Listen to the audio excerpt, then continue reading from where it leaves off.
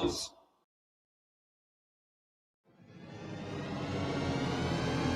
You're tuned in to East Tennessee's premier sports radio call-in show. This is The Drive.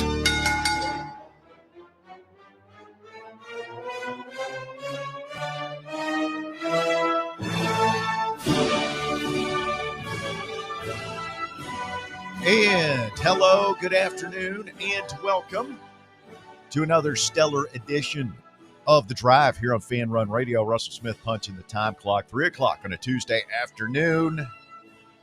Happy Veterans Day. Thank you for your service, your time, your bravery, your sacrifice. All the veterans out there, shout out to Marshall Griffin, the Griffin Law Firm, all they do for our veterans. GriffinLawDefense.com this afternoon. We get through it here this afternoon. As you can probably tell, the vocal cords not exactly hitting on all cylinders this afternoon. Appreciate you guys filling in for me yesterday. Like it was just not happening yesterday. It was kind of a mess. So sound like a belt sander been taken to your vocal cords? yeah, it was rough, man. So it's brutal, whatever this virus or whatever it is going around town right now. All of us but Bob have had it now. I told Bob, I was like, look, Bobo man, lives like clean, man. I'll come in today if you want, but I'll give you the option too of like, because I know what a germaphobe I am. Bob's like, bring it on, brother. Just don't lick me. He ain't scared. Don't lick you? Don't lick. Well, Anything what else am I is supposed to do in hour number 2? I know. Yeah, I've been, knock on wood, I've been averting this stuff so far.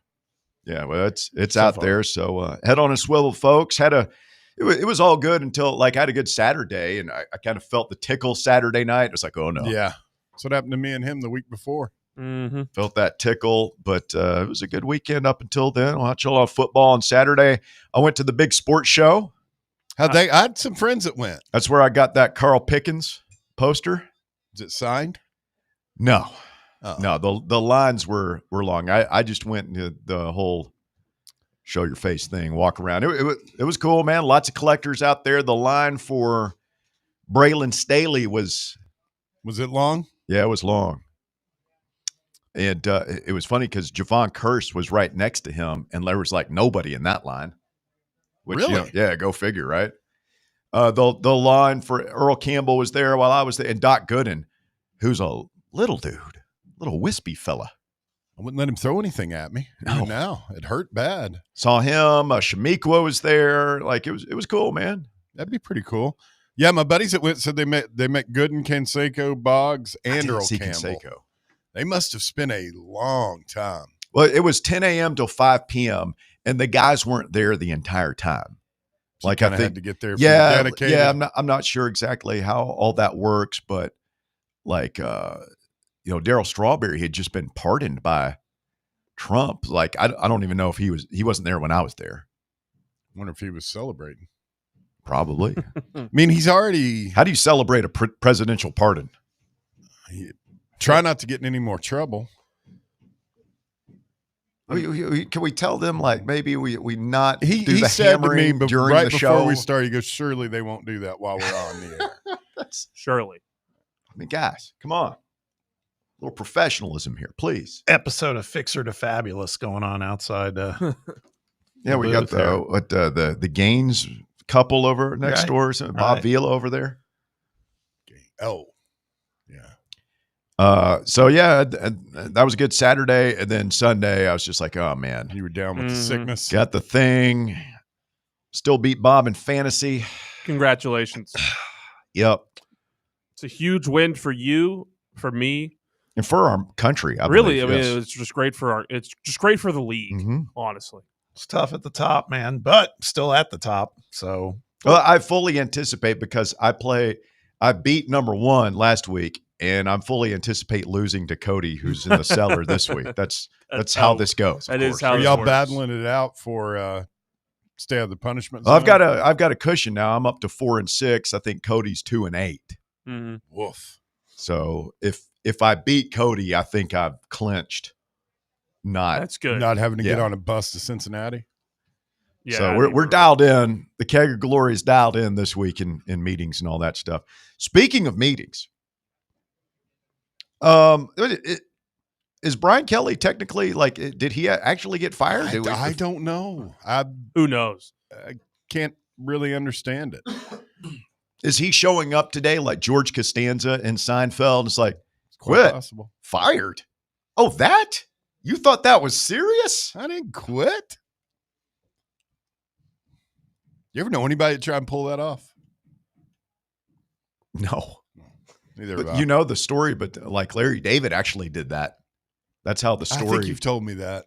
Well, he's told the story. That was he wrote that into Seinfeld. He was so furious, like he was a writer or something. Maybe it was SNL, Okay. and he was just so furious at how he'd been treated that he quit in a huff and left. And then he got home, and he's like, "Oh my God, what have I done?" Saturday Night Live. and he was talking with somebody. One of his friends was like, "I can't believe what I've done here. This is so stupid." And the guy was like, "Well, why don't you just show up Monday? Like, what would happen? You just show up." And he's like, "What are you talking about? I quit. Like, I was demonstrative about it. I took this job and shoved it, walked out." And he's like, just show up and see what happens. So he did. He shows up at their Monday meeting, and they're like, "What are you doing here?" You quit on Friday. Yeah. It's like, "Oh no, that Ah. you thought that was serious? Oh no, I was just blowing off some steam." Chris Lowe on 3 Sports coming up. Just a few minutes. We'll get his thoughts on what's going on at LSU. It's curious. I mean, their position is they haven't technically fired him yet. Yeah, They relieved him of his head coaching duties. Is that what they're the needle they're trying to thread? Well, it's kind of a little of what we discussed yesterday too. My interpretation turned out to be correct for once, and that was that they're now trying to backtrack so that they, because they've been hearing some other stories about his disconnect with his players and everything else. So they're trying to now take a shot at firing him for cause, which That's would what I look saw. With that. yeah. And I don't know. I mean, relieved of your duty, but we are talking about some nuanced stuff at this point. I mean, I can't believe I'm going to say this, but I actually stand with Brian Kelly. Oh, on absolutely. this. Yeah.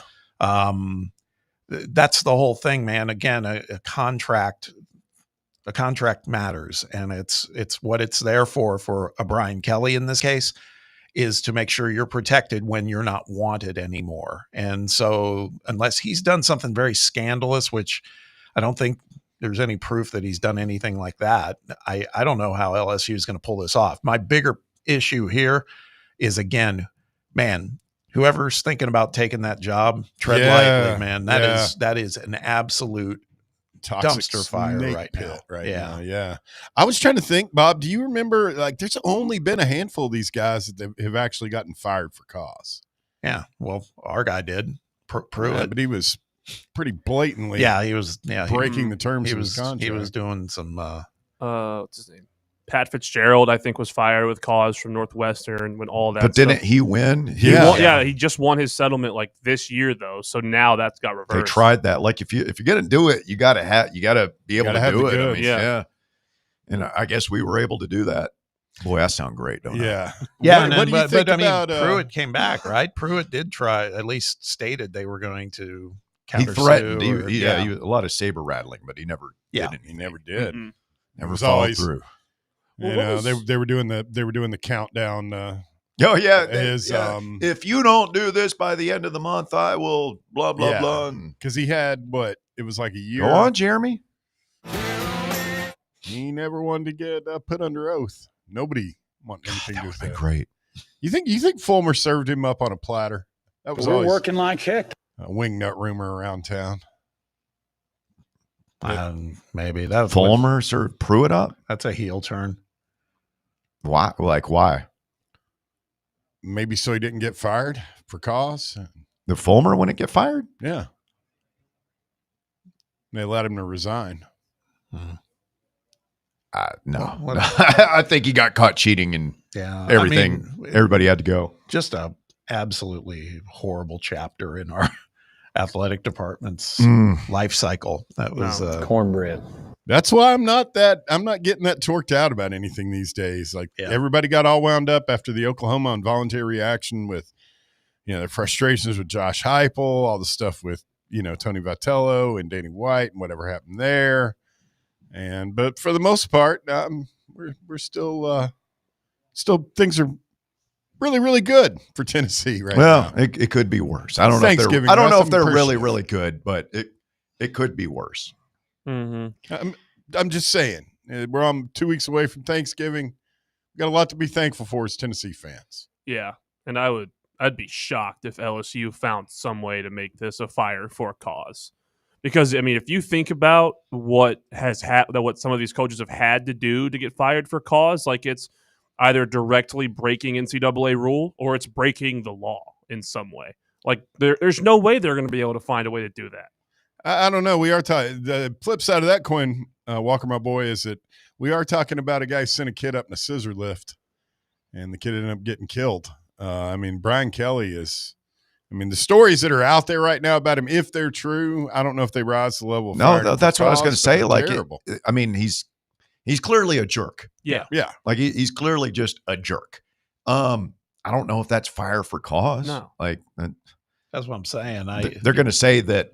Well, he didn't know the names of the players and he didn't call and check on this guy. And it's like, okay, he's a jerk. I don't know if that's illegal. Well, the stuff with the kid, I cannot remember his name. I watched a video on him last night. The kid that had I think it was the brain tumor, the DB, and they kept referring him for, they kept telling him it was nothing, and it turned out that it was something. And now he's wheelchair. Yeah, but you can't fire a guy for that. That would be the only thing that I could see if there was some kind of they just completely. What we're firing you because you're not nice enough? You didn't show the proper amount of empathy? No, it wasn't the angle I think they would be going for. It has nothing to do with empathy. It's just that they along with the medical staff, completely misdiagnosed this kid. But I would think the medical staff would have the bigger. He didn't play after that or anything, did he? He hasn't been playing. I don't know how that has anything to do with football. So, what a mess down there. We'll talk to Chris Love on 3 coming up here in just a little bit. And so I hear about Big Orange Mac they're trying to get him to run through the tee. Danny White is engaging on Twitter on this now. Is this one of these things that you've warned us about before the show about being fake news? This is real. Big Orange Mac running through the tee. Well, now I gotta double check on this. After warning us, if you just walked into a trap right off in the A block for us, never live it down, would I? Yeah, I doubt Bob's going to let you. Oh no, it's Danny. Yeah. How far are we talking?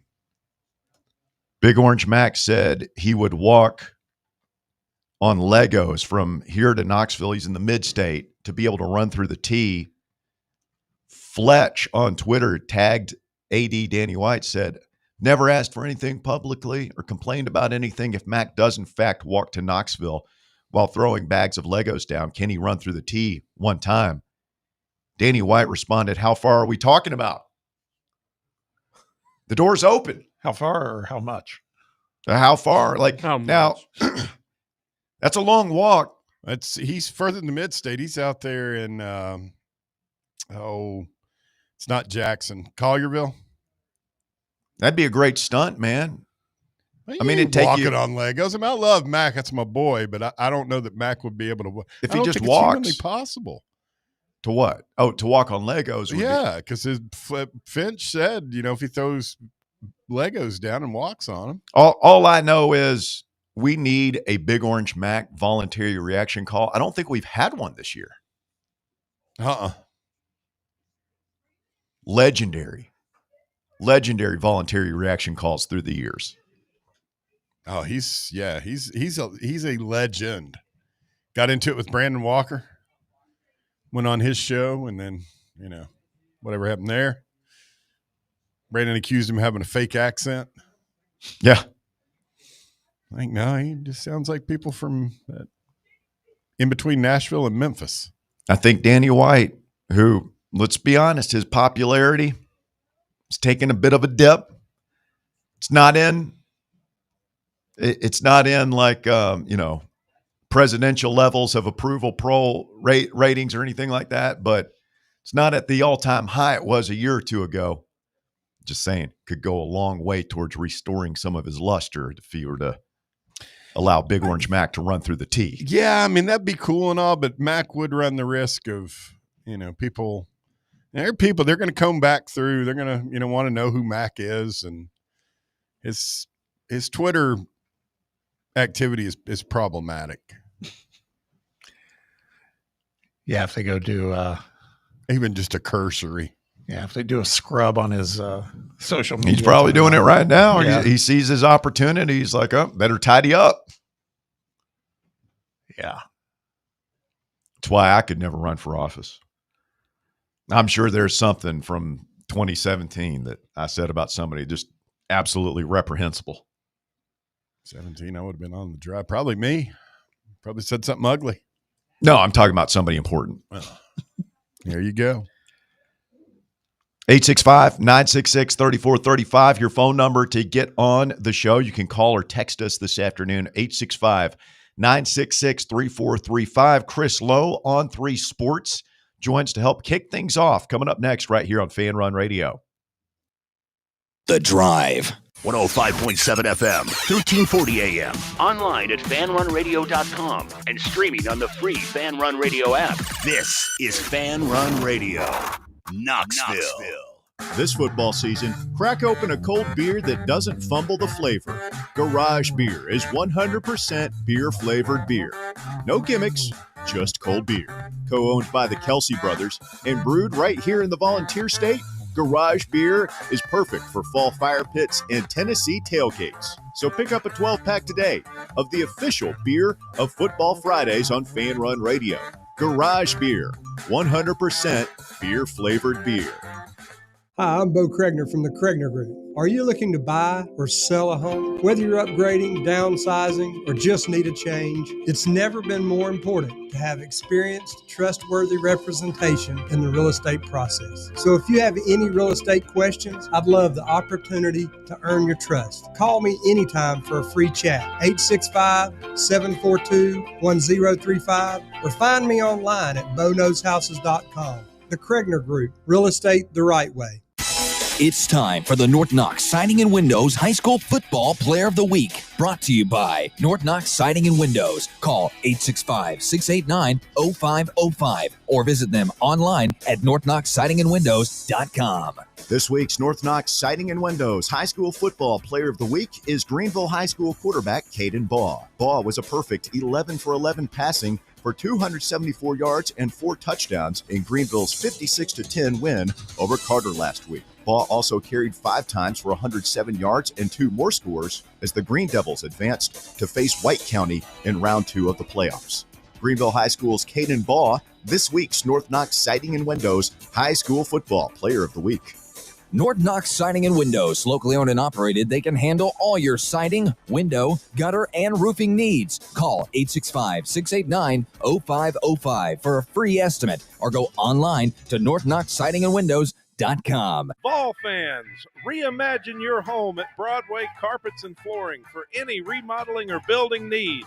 With a variety of carpets, rugs, hardwood, vinyl, and stone, Broadway has all the flooring and installation options you're looking for, including pet-resistant products like Pet Perfect Carpet from Shaw Floors. Visit their showroom in downtown Knoxville or the location in West Knoxville located on Kingston Pike near Pellissippi Parkway today.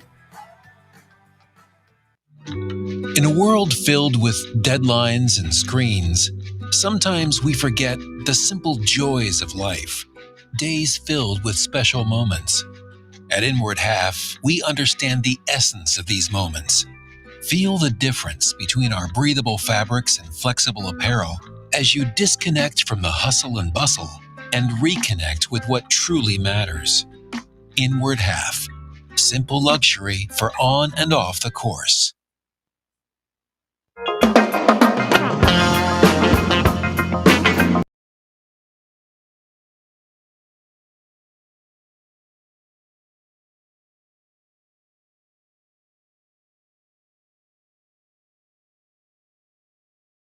LSU, Brian Kelly, really getting into the details there. Text box, every message is about Big Orange Mac. Yes. Walking to Knoxville. And as one astute observer did point out, he never said anything about walking barefoot. So you just walk on Legos. That was the only. And a big pair of boots. Huh. You could do it. Okay. Back here on the drive, it's Fan Run Radio. Russell, Bob, and Bear, pleased to be joined now by Chris Lowe of On3 Sports. Good afternoon, Chris. How are you, sir? Good afternoon, guys. It's good to be with you. Yes, sir. Thanks for jumping on here. And, we're talking about this mess at LSU and just interested to get your take on what's going on down on the Bayou and whether or not you believe it will potentially scare off any candidates that might be considering replacing Brian Kelly down there. It doesn't help. I think when you look at the number of jobs available right now, and there's a lot of really good jobs. Virginia Tech's open, Auburn's open, certainly Florida's open, but Florida State may be open. And I don't even count like Arkansas and places like that. If Lane Kiffin leaves, and Ole Miss is open, so I don't think it helps. But it is LSU, and in talking to people who coach there, who've been around the league, the thing that is communicated to me most often is there's not a job in America that year in and year out you can attract players to campus, the caliber of players every single year that it takes to win a national title, as well as you can at LSU. It's a flagship school in that state. You got great football. Players grow up in that state wanting to be LSU Tigers. Florida, for instance, has a lot of great talent, but you're fighting Georgia and Florida State and Miami. And a lot of kids in Florida don't grow up necessarily in Florida. They move there. So I think that's what makes LSU the job that it is. And you've had three guys there who've won titles in the last, 22 years? Nick Saban, obviously, Les Miles, Ed Ogeron. So it's been proven you can win there. And politics has always been a part of LSU football. Now, you haven't had a governor who's out there front and center the way Landry is, and now you got the school saying that they don't owe Ryan Kelly what they owe him, which sounds to me like it's a circuitous route not to have to pay all the money they owe him. So we'll see. I still think there's going to be guys that are interested. Lane Kiffin's the top name out there, clearly, be it Florida, be it LSU. I don't think it's a deal breaker for a guy like Lane Kiffin just because of what's going on. I think it helps, honestly, that Burge Osbury, for now anyway, of course, I guess that's part of the dysfunction too. He did have the interim strip, then he didn't have a strip, and they come back and said, well, no, he is the AD. He carries a lot of respect among football people. He's been there for a long time. He's in tight with a lot of key agents. I think that helps whoever they get there, or be able to attract, one of the top choices. Sticking with that story, Chris, and by the way, thanks for hopping on with us today. Good to talk to you. The whole situation with Kelly, if I want to get your take to see if we're interpreting this right, because based on everything we're seeing, it sounds like, Kelly was relieved of his duties. Then LSU came back with some proposed buyout numbers, and Kelly's saying, no, you owe me the full package. And now there's some chatter that, they're talking about that they never fired him, and, that they may have grounds to fire him for cause, which I just feel like this has been mishandled, and it takes a lot for us. And we all said it here in the studio before you joined. We kind of stand with Brian Kelly on this one. I mean, I just wanted to see, based on what you're seeing, what you're hearing, is the interpretation correct here? Is like, it almost feels like LSU is trying to game this a little bit somehow to get some money back at this point. Yeah. That's my sense too, Bob, is that they owe him so much money. They're trying to figure out a way to get him to take less. Maybe he's doesn't want to be in it for the long haul and will take more money. They'll rearrange as far as any kind of mitigation just to get him to take less money. But I don't think Brian Kelly or agents that negotiate these contracts, they're not in it to get less money, because the less money he gets, the less they get. So I just think this is a ploy. I don't know how smart it is by LSU to try to get him to take less money. I mean, there's some chatter now that, well, maybe they'll try to fire him for cause because Scott Woodward didn't have the authority to fire him, even though Scott Woodward was the AD. The whole thing is pretty convoluted, to be honest with you. And I guess I'm not surprised in this day and age that anything that happens in college football when it comes to these, outrageous buyouts, and schools trying to figure out a way to get out from under them, because you've got $20 million you're paying athletes directly now. When Auburn paid Brian Harsin $15 million, when they paid Gus $21 million, they also didn't have to come up with $20 million at that point to directly play athletes. Well, now you do. So I guess I won't be surprised or continue to not be surprised at anything schools try to do to get out from under having to pay, some of these big buyouts. So I don't think he's going to take $1 less than what they owe him. And here's the caveat. Here's the one caveat. Unless they have something on him legit, Tennessee fired Jeremy Pruitt for cause. They owed him $12 million, but they had the whole NCAA deal that they held over his head, which is sort of funny now because what did they get Jeremy for? $68,000, $168,000. He provided extra benefits to kids for him now. Will $160,000 get you a right guard? Yeah, it's true. I'm being facetious, obviously, but unless they got something on him, Bob, that's pretty egregious, then I think this is just a ploy by LSU to try to get out from under, paying him what they owe him. Chris Lowe of On 3 Sports with us this afternoon. So, Chris, you said you don't think that the drama at LSU will necessarily scare off Lane Kiffin. Of course, he's the object of everybody's desire, right? LSU wants him, Auburn wants him, Florida wants him, Ole Miss wants to keep him. Where are you at with Lane, and what do you think he will do here towards the end of the season or after it? Yeah, he's been pretty calculated about what he said and how he's answered questions about that, if you'll notice. He sort of went down this road a few years ago with Auburn and has admitted, and certainly in my conversation with him, that he didn't handle that great. It became a distraction for him, for his team.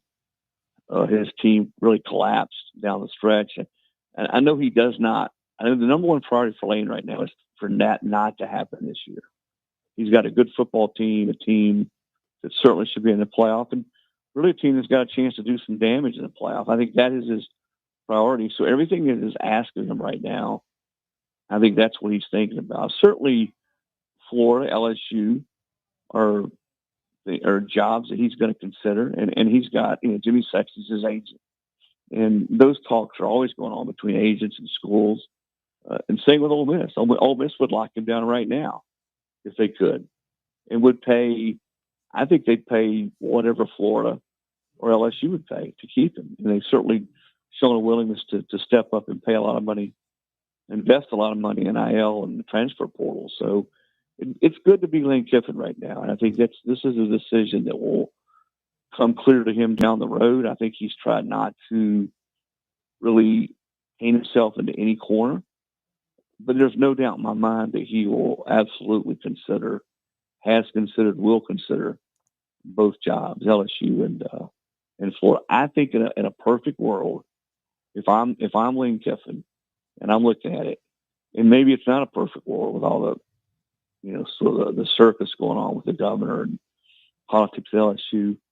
To me, LSU, not even of the jobs that are available, but if you looked at all the jobs across college football, I think it's one of the top 3 jobs in America.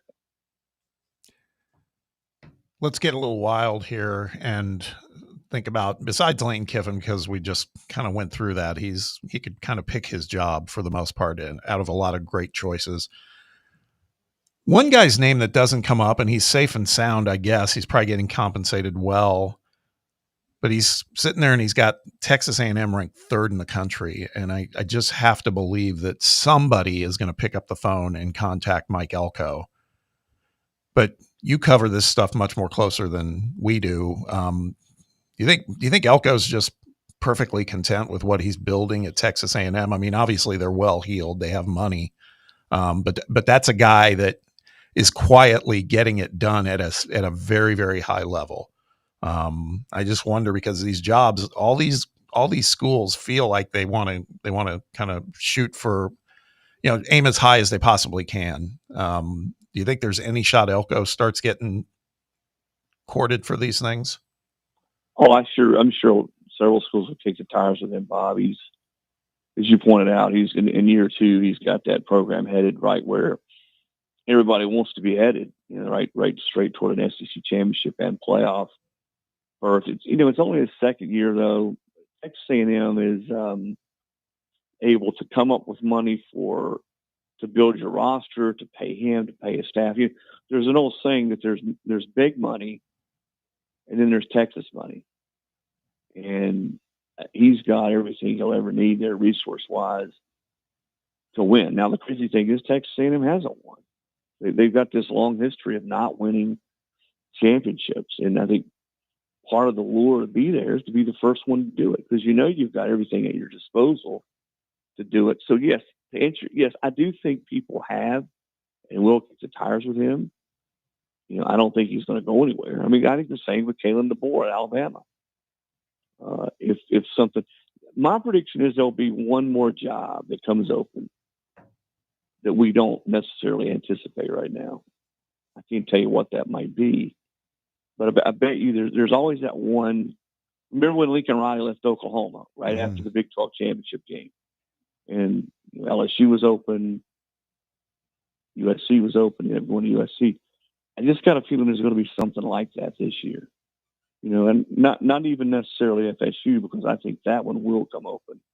I think they will move on from Bovell, which gives you another marquee job that's out there. But I think you always kick the tires if you're a Penn State or a Florida or LSU or somebody like an Elko. I mentioned Kalen DeBoer. Does Lincoln Riley leave USC? I mean, think of the domino effect that would create.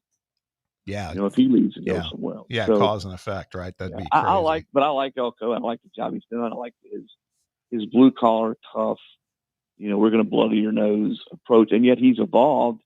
And you look at how much more explosive they are this year. And they went out and they brought in guys like Casey Concepcion. I saw them against LSU Live, and they're a much more explosive football team. And the way Marcel Reed has developed at quarterback, they've done a really nice job. Colin Klein, his OC, which is going to be, it's going to be hard for them to keep him. I think he's going to be on a lot of teams' short list to be a head coach as well. Talk with Chris Lowe, used to be, now with On 3 Sports. I do it too. That's all right. I've done it. Well, I heard once in a while. What did you call our show yesterday, Bob? Yeah, I called it Under Review. I was filling in for Russ yesterday. Twice. He was sick. He's still a little raspy. But yeah, man, old habits die hard. I called the show my old show, so it happens.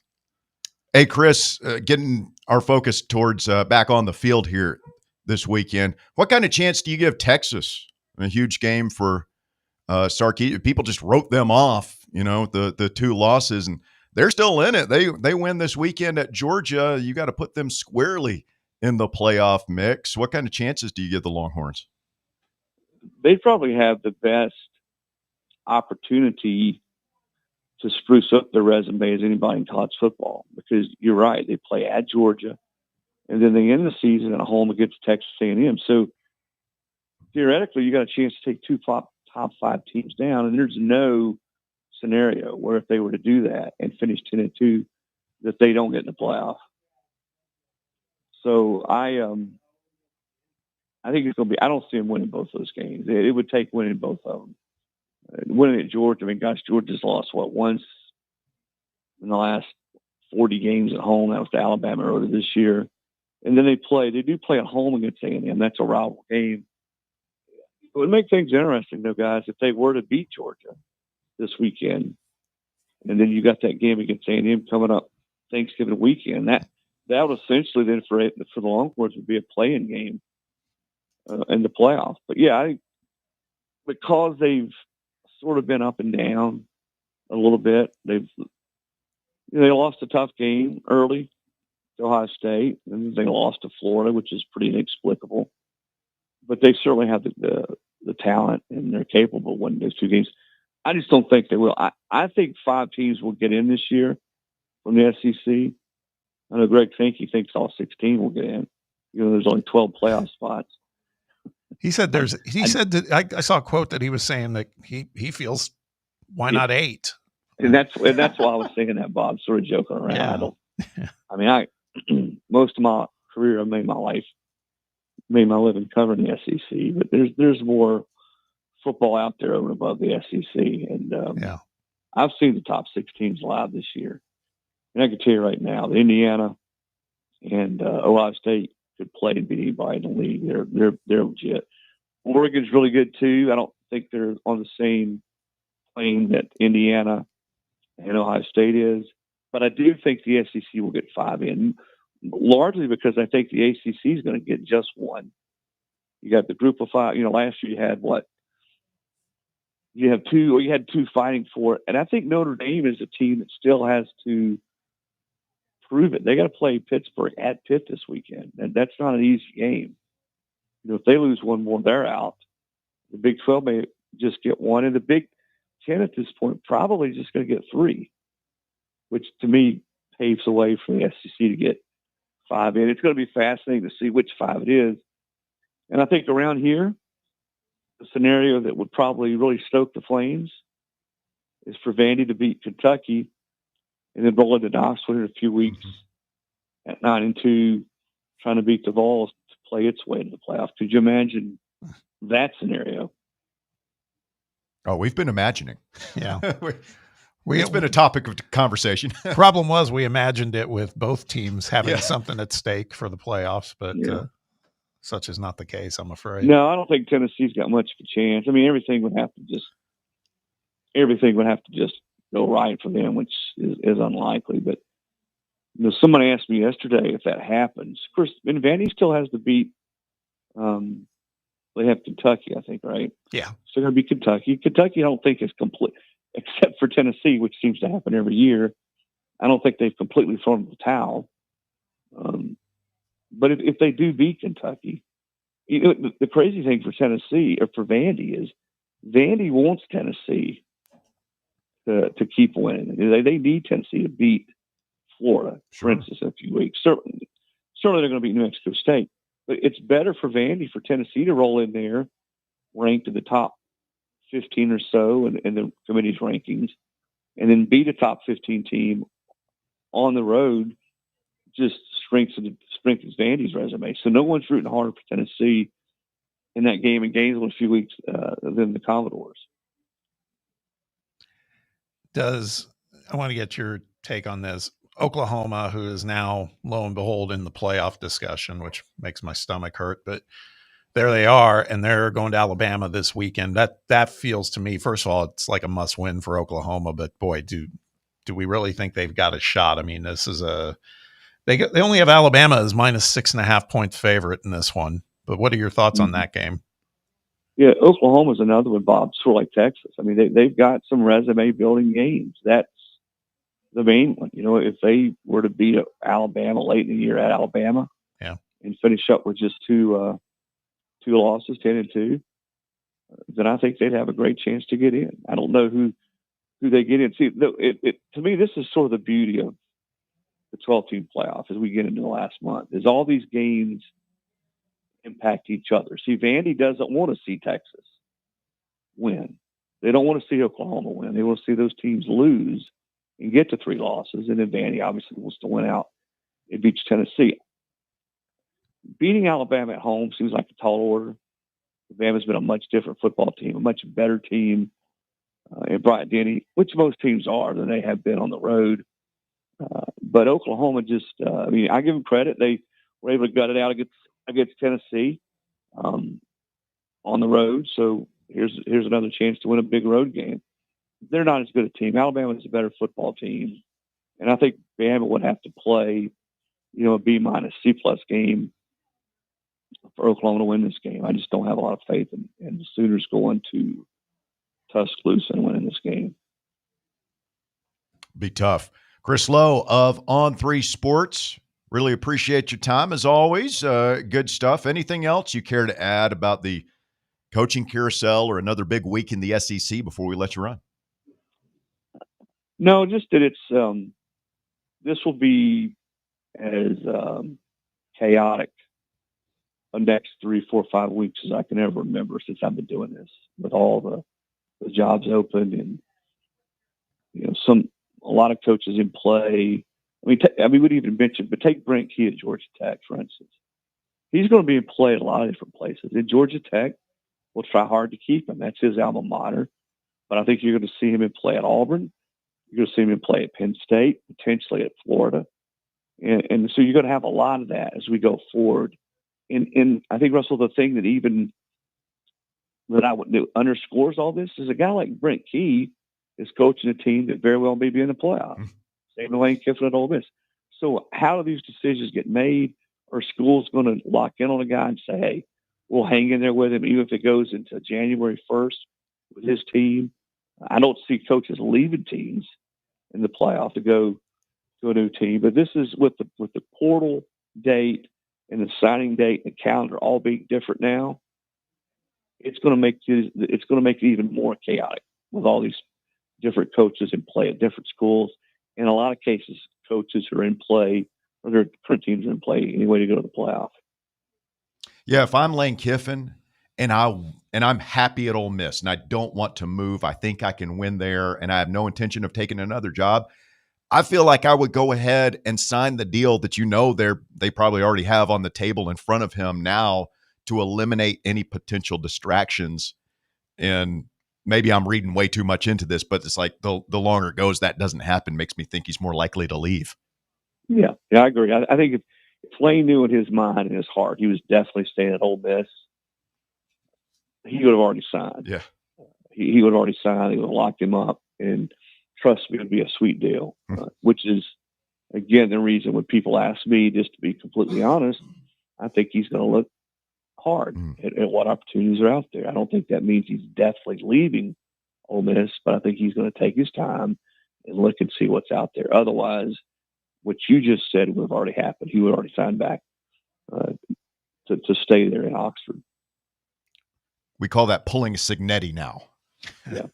Chris, thanks, man. Really appreciate it. Okay, guys. Have a good day. Yes, Thank sir. you, Chris.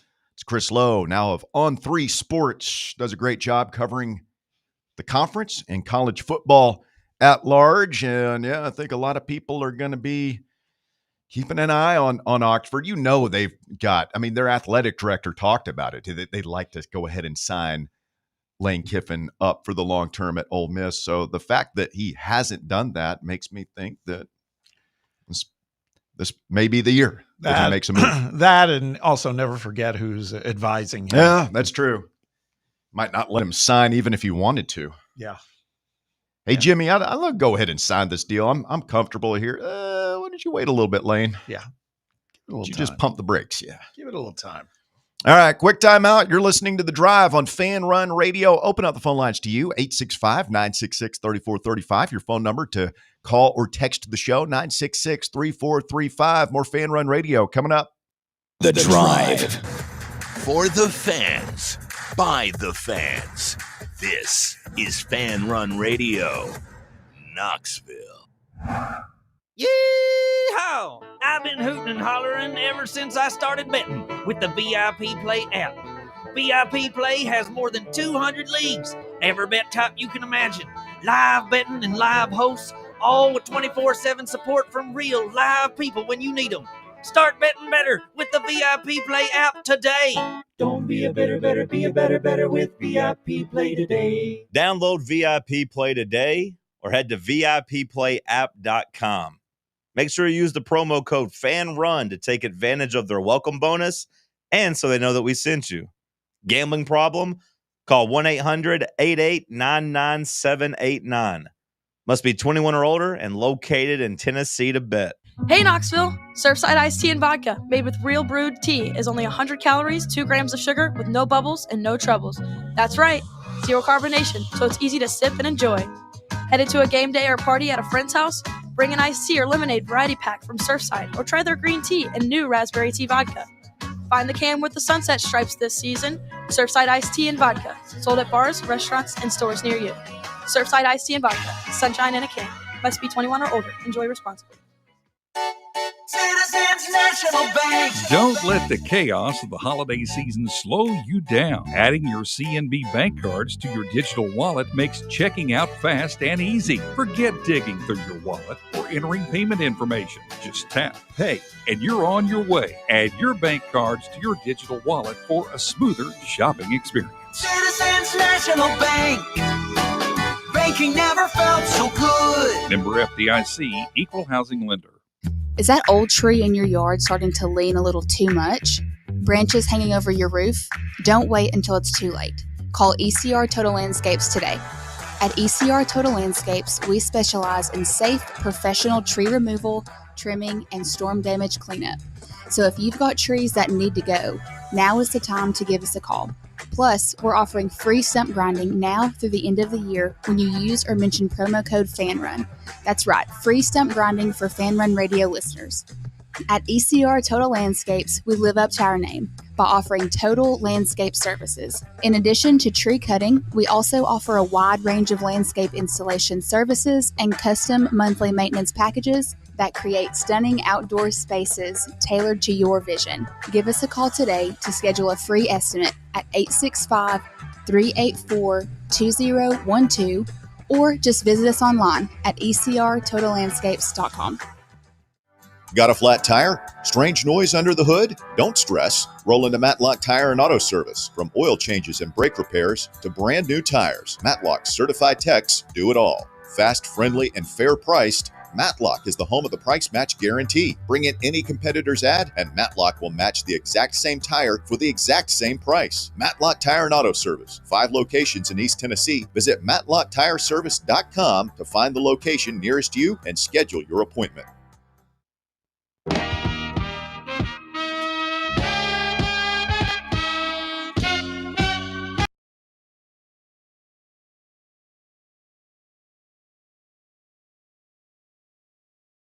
5.7 FM, 1340 AM.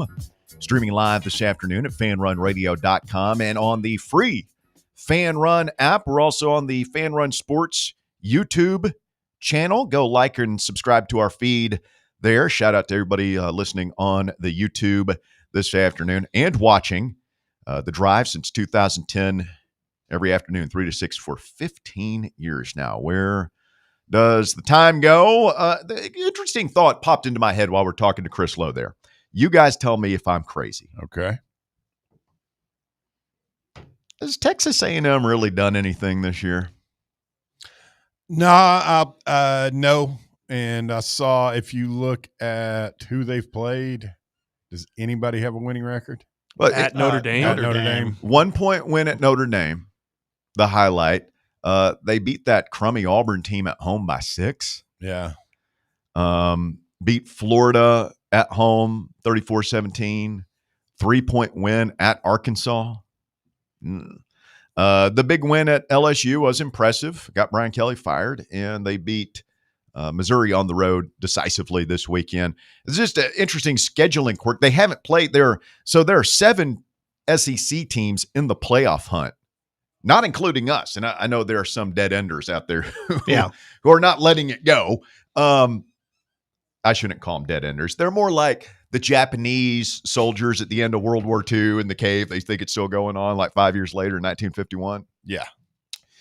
But the 7 teams that either have 2 losses, 1 loss, or no losses, or A&M. So I guess it would be 6 teams. You take them out of it. They haven't played any of them.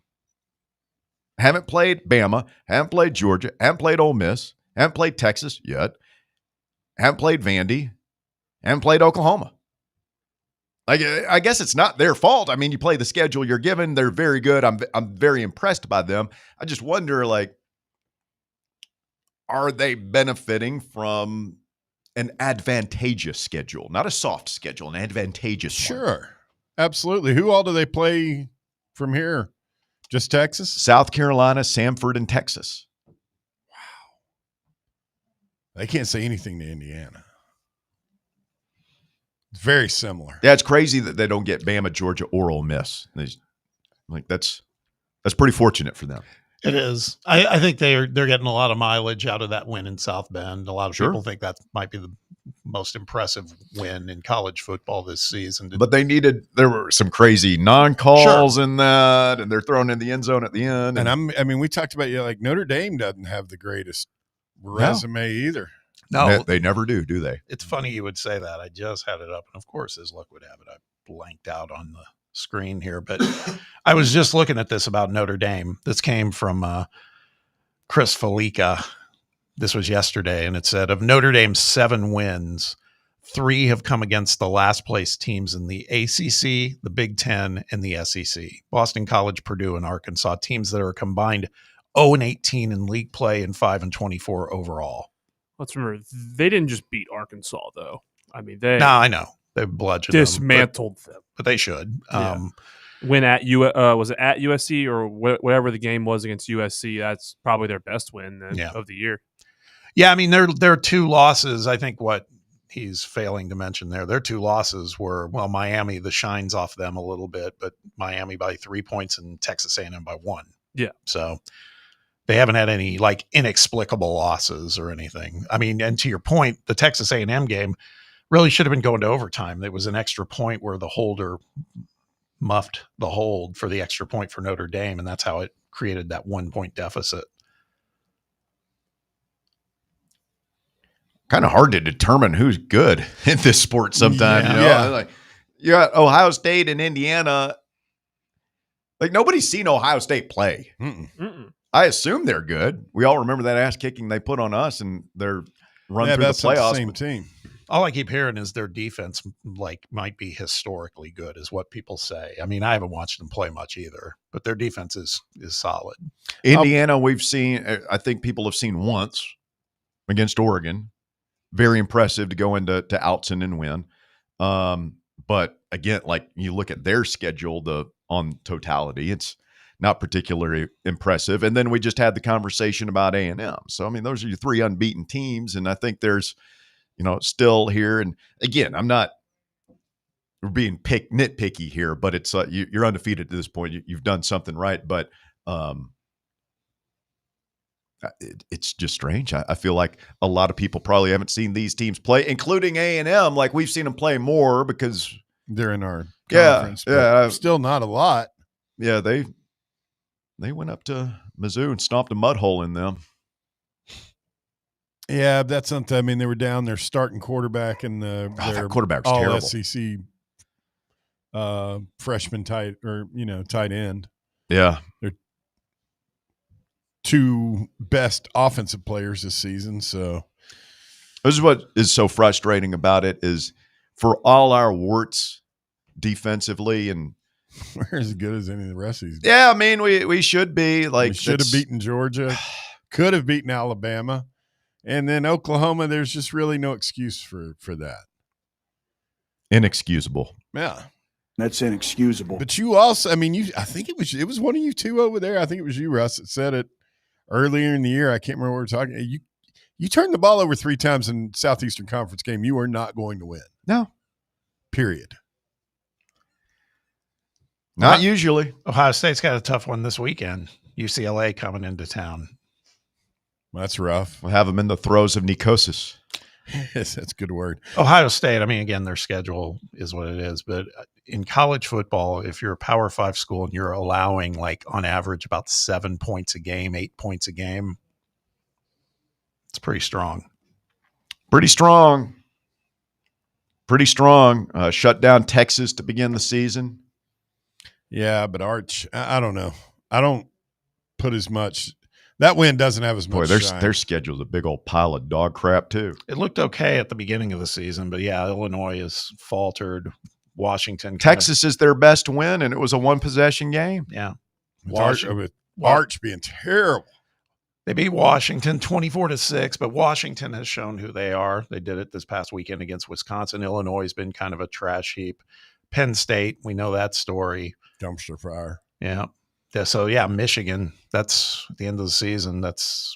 Yeah, but they're liable to lose that one and still go on and win it. I mean, that's what happened last year. Yeah, I just don't think it I mean, that'd be 4 in a row. I don't think it happens. I think they're going to lay Michigan out personally. I do. What's wild is, like, he loses to Michigan, like there'll be a percentage of that fan base that would like to see him gone. Yeah. If he loses to Michigan again, they care more about that game, than they do the Natty. I mean, it's not like Michigan has been worth a damn last year or this year. Sherrone Moore is not Harbaugh. And you don't have, the dump truck full of illegally gotten scouting materials and videos. Cockgate. That Big Ten championship game, it's actually if I'm Cockgate. If I'm Ohio State or Indiana, I think if you play that game closely and you lose it, you still will probably end up in the top 4. And I think it's an unbelievable warm up for them heading into the playoffs. I mean, there's almost no downside to losing that game. Did enjoy watching Nebraska notch a big win on the road in the Rose Bowl late night Saturday. Yep. Speaking of which, the Rose Bowl, it looks like we didn't talk about it yesterday. The Rose Bowl is... They're moving to SoFi. I know. Rose Bowl's fighting back. Oh, really? Yeah, I don't know that they'll be able to get Not going to let UCLA go without a fight, huh? Nope. Well, I mean, what do you want to play in front of a half-empty Rose Bowl or a half-empty SoFi? Like, SoFi'd be easier logistically for closer to drive all the way out to Pasadena. Quick timeout. Hour number 2 of the drive. We'll start with Walker Smith and the top 4 at 4 when we continue next on Fan Run Radio.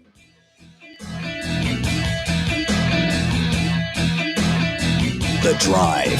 The voluntary reaction. This football season, tune into Big Orange Country's post-game radio free-for-all, The Voluntary Reaction, presented by the Griffin Law Firm. We'll be live on the Fan Run Radio app as soon as every UT game is over, taking your calls and breaking down the game to levels that can only be described as beyond scientific. So tune in and drink with us from the keg of glory or drown in the pool of despair. The Voluntary Reaction on Fan Run Radio. The Voluntary Reaction. Raw, unfiltered, real. Barley's has live music on weekends, general team trivia on Wednesday nights at 8 p.m., and now live sports trivia, courtesy of the Knoxville Trivia Guys, every Thursday night upstairs. The game starts at 7 p.m. and is free to play for everyone, so head on down to the Old City and show off your sports knowledge and win gift cards to Barley's. Use those gift cards to buy some delicious food and drinks, and you can take it all in with their wide selection of TVs and indoor projectors. Barley's Tap Room and Pizzeria. Are you a federal employee facing workplace challenges like suspension or removal? Are you concerned about your security clearance with any federal agency?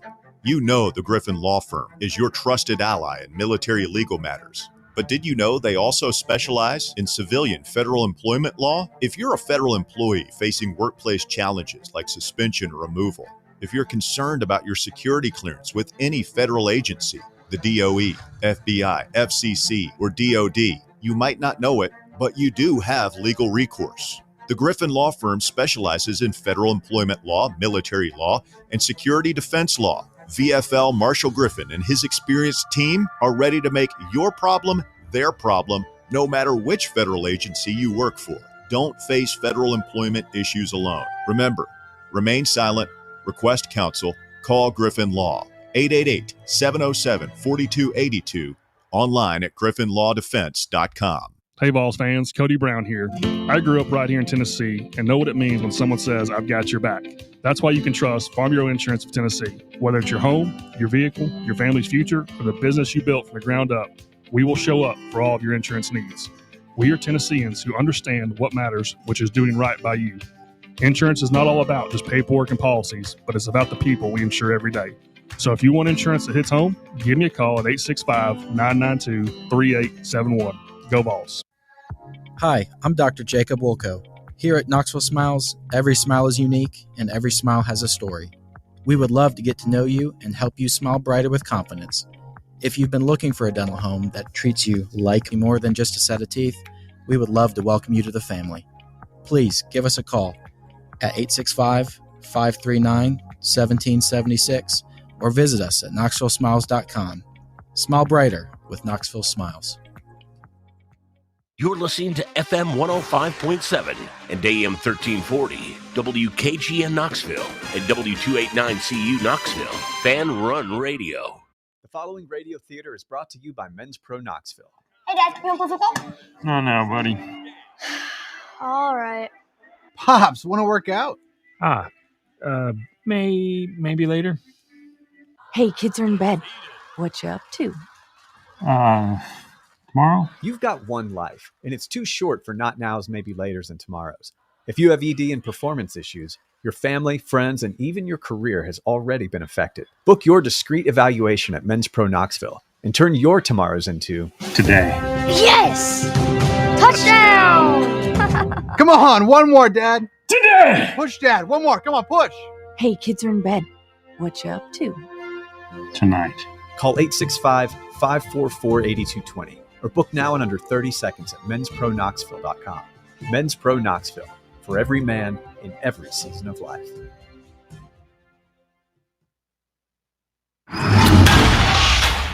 It's time for the Drive's Top 4 at 4. Hour number 2 of the Drive underway here on Fan Run Radio, and time for the Top 4 at 4. It's brought to you this afternoon by Knoxville Smiles.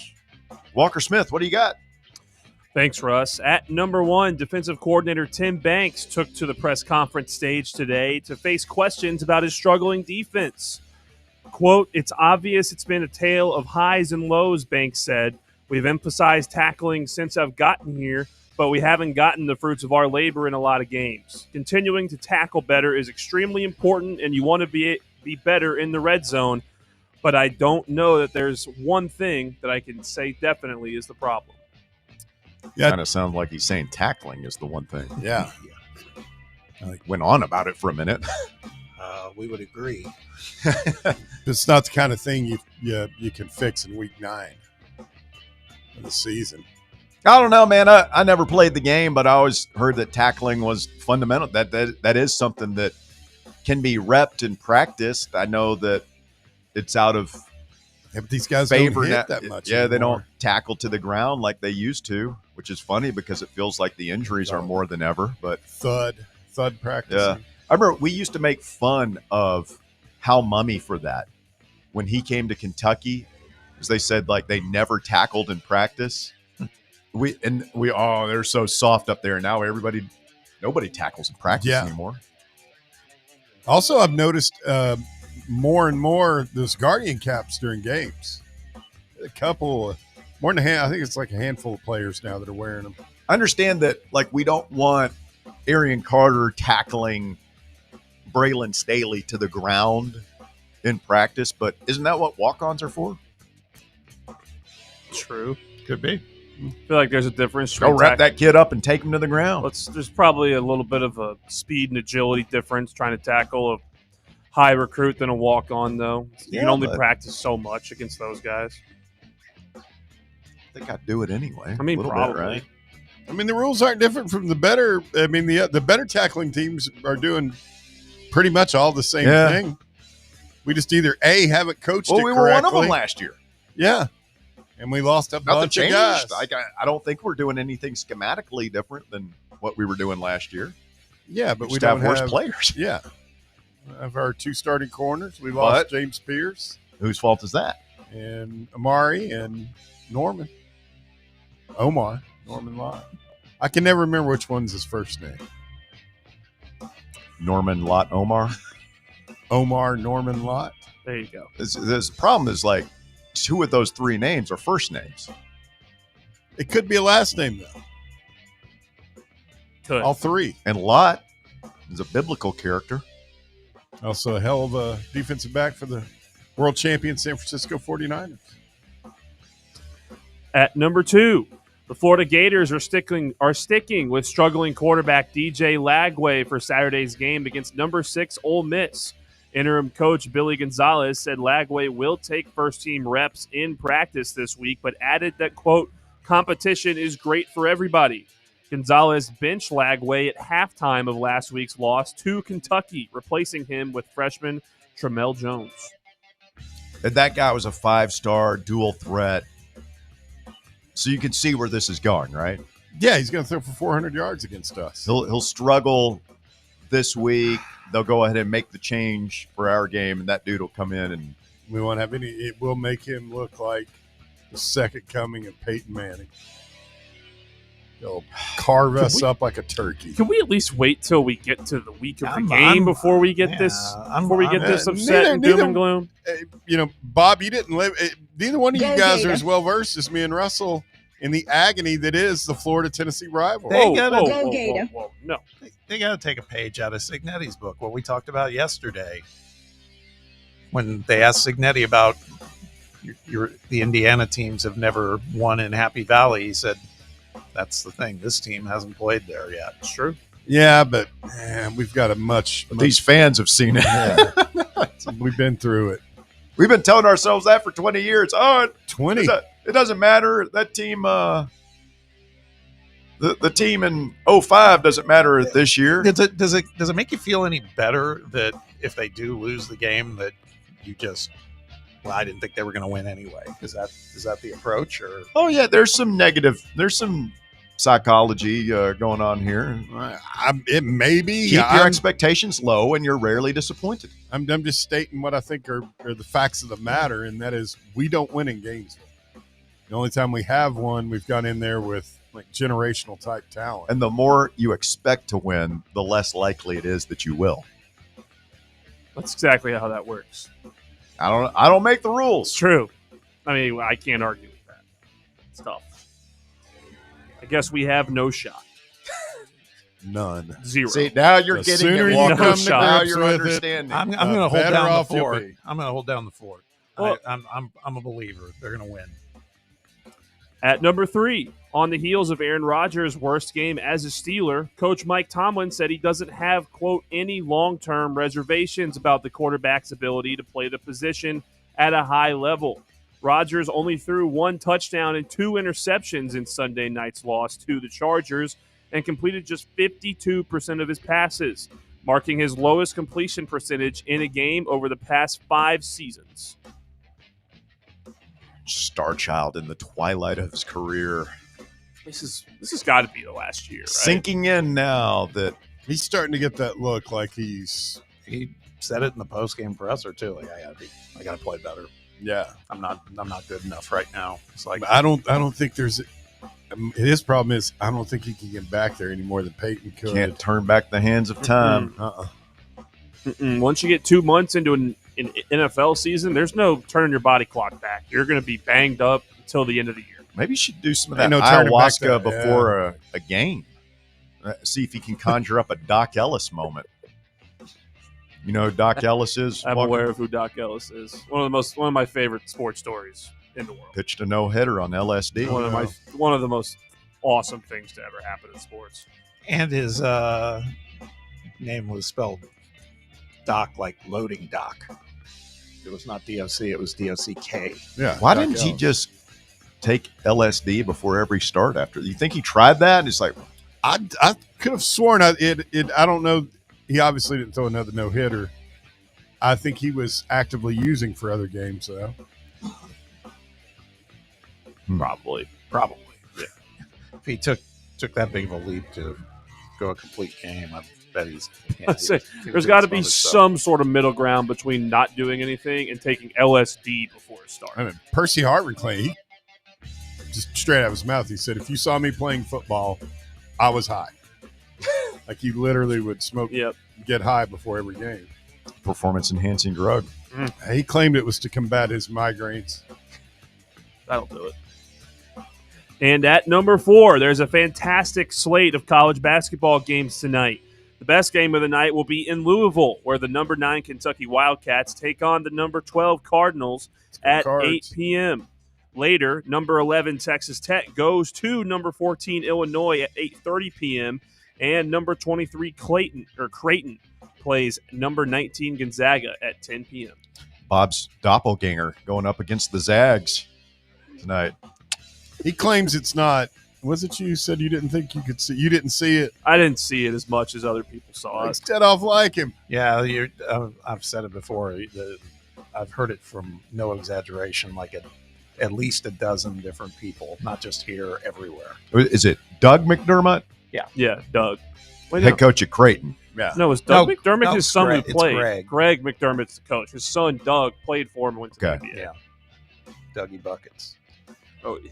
I mean, he looks like you a little bit, Bob. Yeah, come Do some sort of I know. I don't. I'm paternity fine with that. like, can we do a DNA reveal? Can we get Maury in here to? I mean, big strapping guy. You know what? At least nobody's saying my doppelganger is Donnie Tyndall. That would be that'd be a different type of thing. That'd be tough. That's yeah. Some of those teams playing tonight. Future Vol opponents: Illinois, Louisville, Kentucky. Where is Donnie of course. freaking Power T right now? Is he still?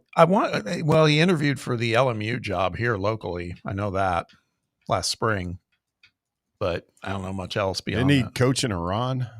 No, he was up for there was at one point, I don't know if he was offered the job or he was just like having loose conversations about the Iranian national team job.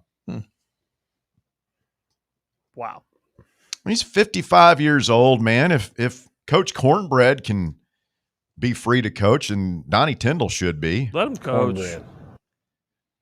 And the guy that was allegedly changing grades and taking tests for players under him is now on Will Wade's staff at NC State, which is apropos. Forgot about that. Will Wade, maybe the dirtiest player in the game. They love him down there. Everybody does. Oh, I saw something about over the weekend. They played UAB.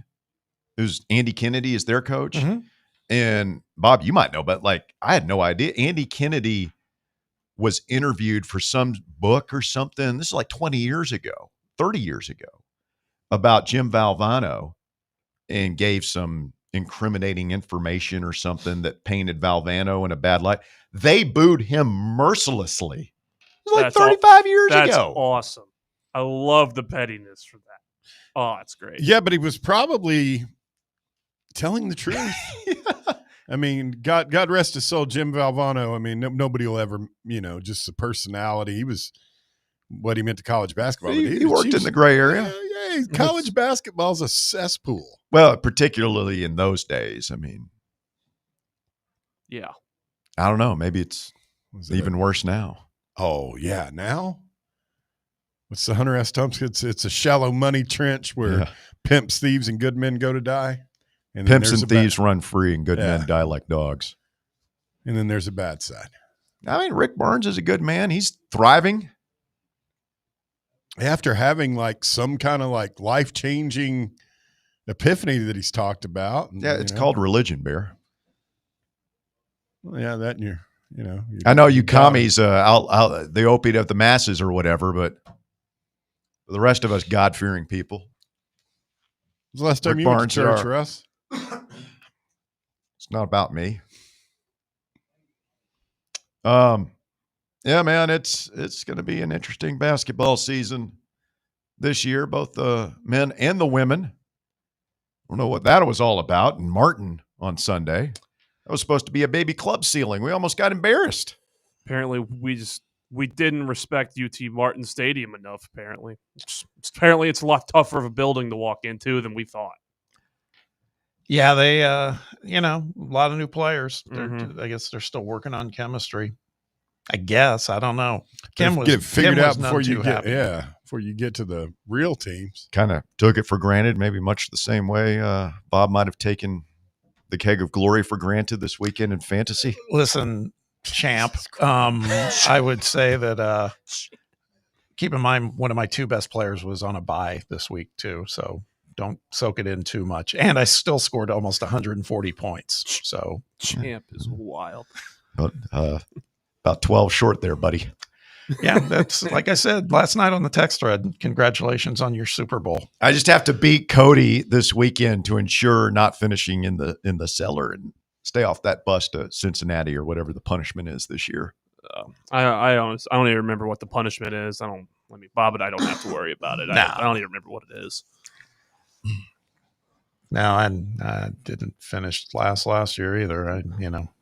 How many teams are in it? 12? 12. Yeah. I hate 12. Oh, there's nothing on the wire. No, it's true. It's dead. Just what you got's what you got. I think the Tucker, who's like the third string running back at Tampa with Bucky Irving out, Like he's the highest projected available back this week. And I was just like, I don't need it. And he'll be gone anyway.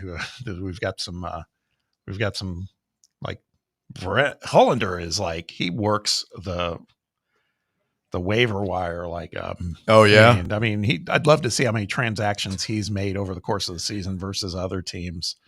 That's where championships are won on the waiver wire. Well, he's 3 not, 7, not for him. So not for him. Really? No. He might be digging deeper by making some of the moves. I think it's one on the waiver wire in like 10 team leagues. Yeah. I think when you got 12, there's nothing there. No. Yeah. I like 10 teams the way to go. Everybody's got a pretty good team. Yeah.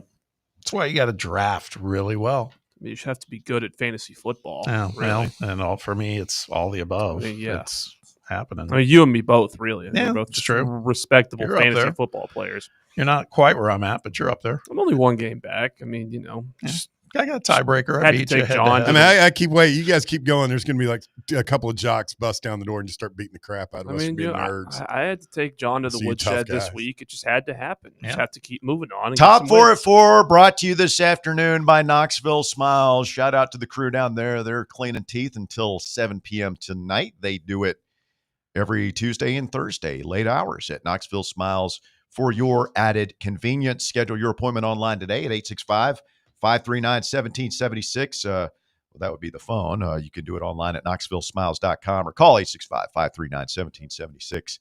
Smile brighter with Knoxville Smiles. Coming up, we'll get to your phone calls. Plus, Tony Vitello running into the Major League Baseball Mean Girls Club. We'll tell you who said what about Tony V. We'll let you hear it, better yet, when we continue next here on Fan Run Radio. The Drive. Catch up with all things Fan Run by subscribing to our podcast feed. Like, rate, and download the show from the Fan Run app or wherever you get your podcasts. What if I told you you could pay off your home in an average of 7 years without making more money or spending a dime less, simply by changing how your mortgage is structured? Sounds impossible? Let me show you how it works. I'm Chris Burleson with University Lending Group, helping families across the U.S. save thousands in interest and own their home years sooner. Don't believe me? Give me a call at 865-388-7634 or visit smartloantn.com to learn more. NMLS number 332941. Have you ever found yourself wishing your clothes looked brand new again? Whether it's your favorite suit, that little black dress, or your comfy winter coat, Crown Cleaners can make it happen. From stubborn stains to delicate fabrics, the expert team at Crown Cleaners uses the latest cleaning technology to ensure your clothes come back looking and feeling fresh. Visit one of their 2 area locations, Kingston Pike on Bearden Hill or South North Shore Drive near Dunkin' Donuts. Online at crowncleaners.com. Crown Cleaners, a tradition of excellence. Bankruptcy, divorce, personal injury. These are just some of the curveballs life can throw at you.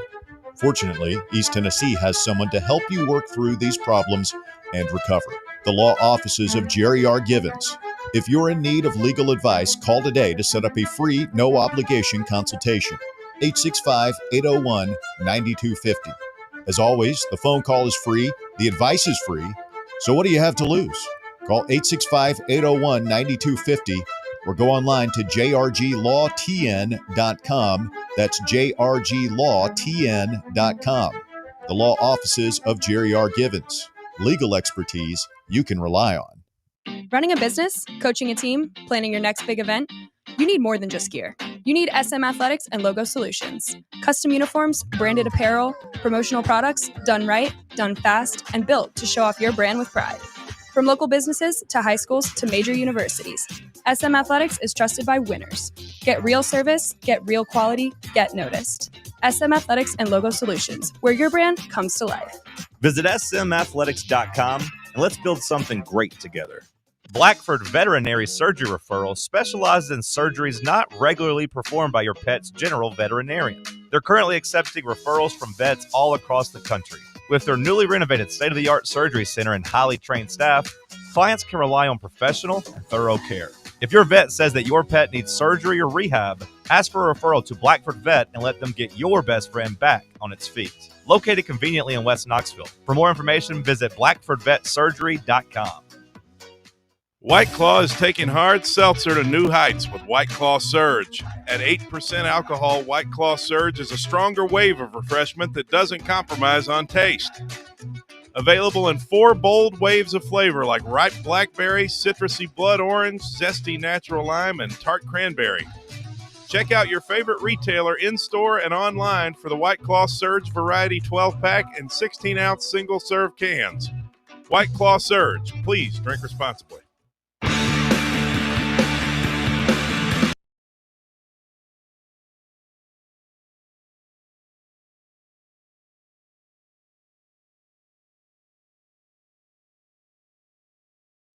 Back with you on a Tuesday afternoon edition of the show. Let's get a call from DR Vol.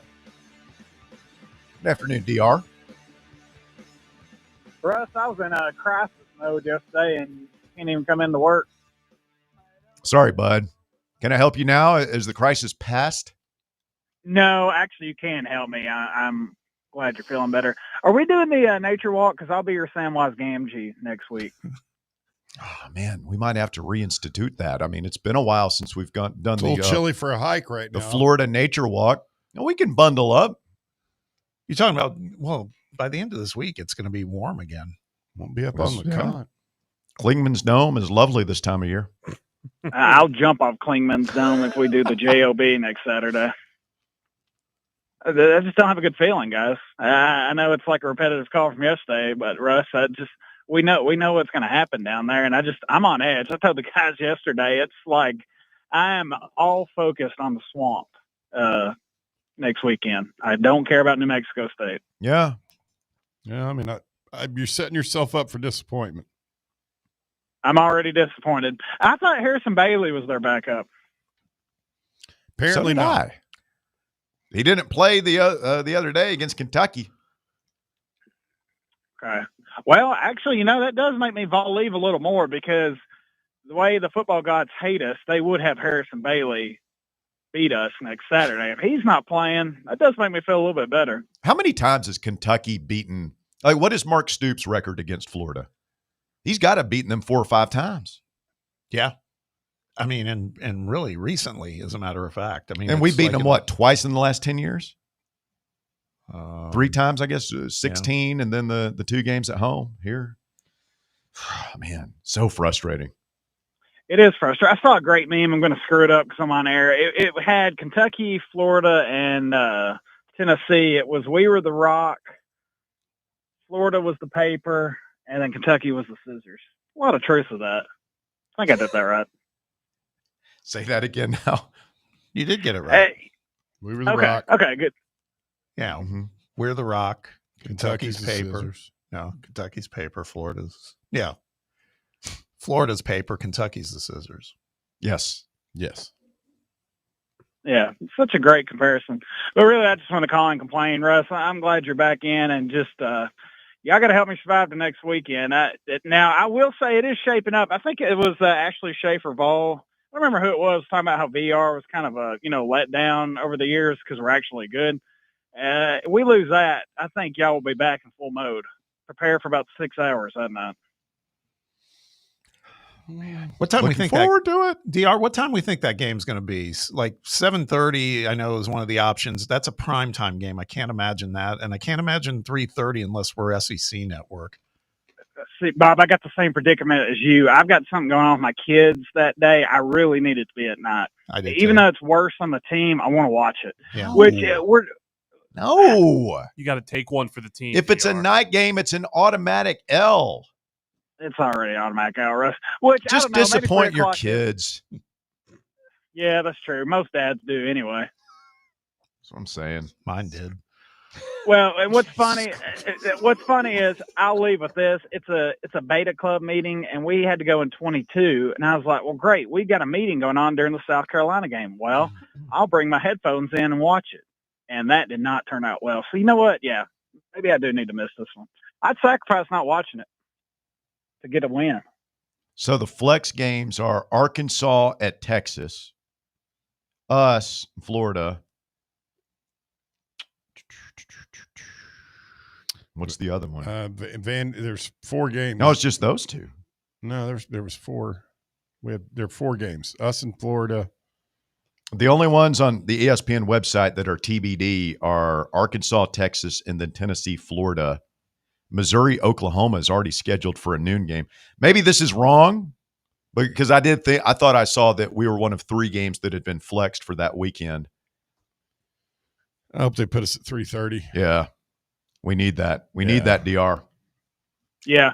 Yeah, I think I'm on the 2:30 my time, but I think that's what my decision is, because if we are going to lose, I want to watch it regardless. So, guys, I'm glad I could do what? I was just going to say, I'm just looking at the schedule, man. There's some pretty bad matchups in the SEC that weekend. Yeah. I mean, Missouri, Oklahoma. I mean, it's a bye game weekend, right? I think, man, I'd be shocked if we're not a night game. That would suck. That's good for my mental health, Bob. You have a good day, guys. Why you got to do that to DR, Bob? Well, I mean, said he wanted to watch but this is the weird ESPN thing, is like, what do they want to prioritize? Because if they put Arkansas, Texas at 3:30, and the other 3:30 game that week is Kentucky, Vanderbilt, like our game against Florida, as irrelevant as it might end up being, is still a bigger draw than that, right? Yeah. But do they want to put their big game on at 3:30 or at 7? Like, I don't know. In years past, it was always 3:30. They should give Vanderbilt a night game. Well, that's locked in at 3:30. It's us in Texas. I mean, you kind of want Texas to beat Georgia. I mean, we kind of want that anyway, I guess. But if they're still relevant and in that playoff conversation, that makes that game more appealing.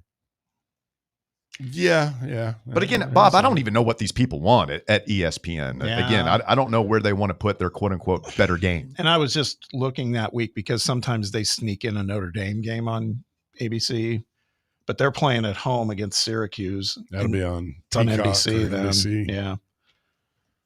I'm telling you. It's still so weird that they've got their own network.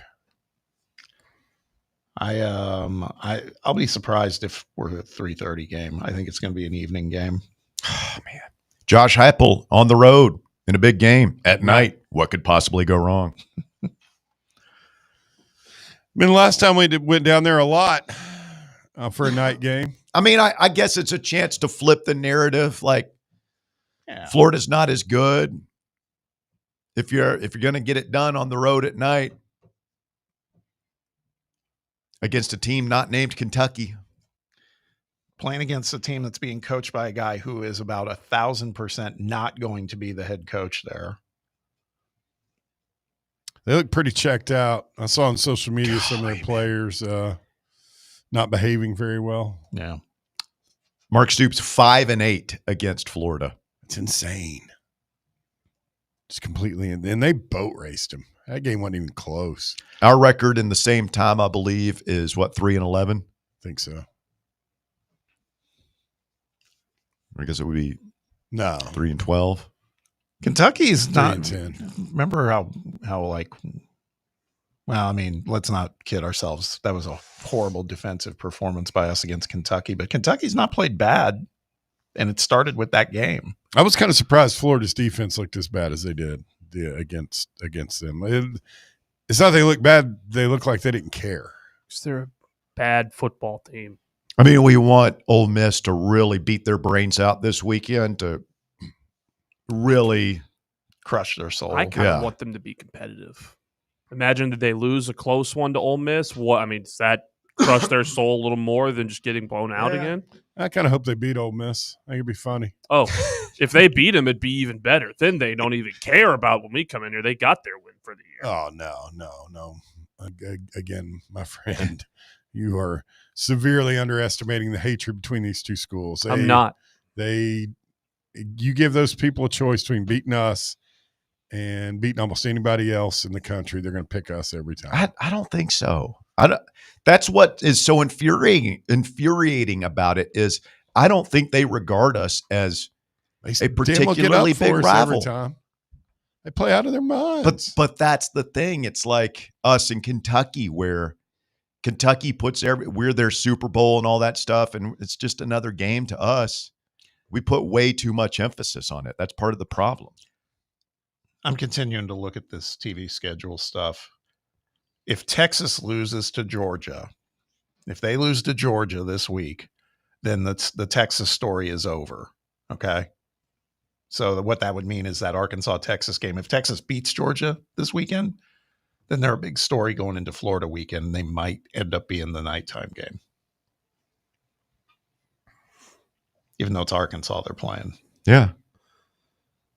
I hope so. I mean, if our game against them is at night, then starts to become again very much. It's the billionth time I've said it. It's like, what is ABC prioritizing? Because they had Herbstreit and Fowler in that game. The Mizzou, that was a noon kickoff that they were at on Saturday. So BYU. Like you'll see them on the 3:30. You'll see them in the evenings. You'll even see them at noon now. So it's just make no mistake. Again, if Texas beats Georgia, then Texas all of a sudden becomes a sexy story. They'll be securely in the top 10, and that's where those guys will be.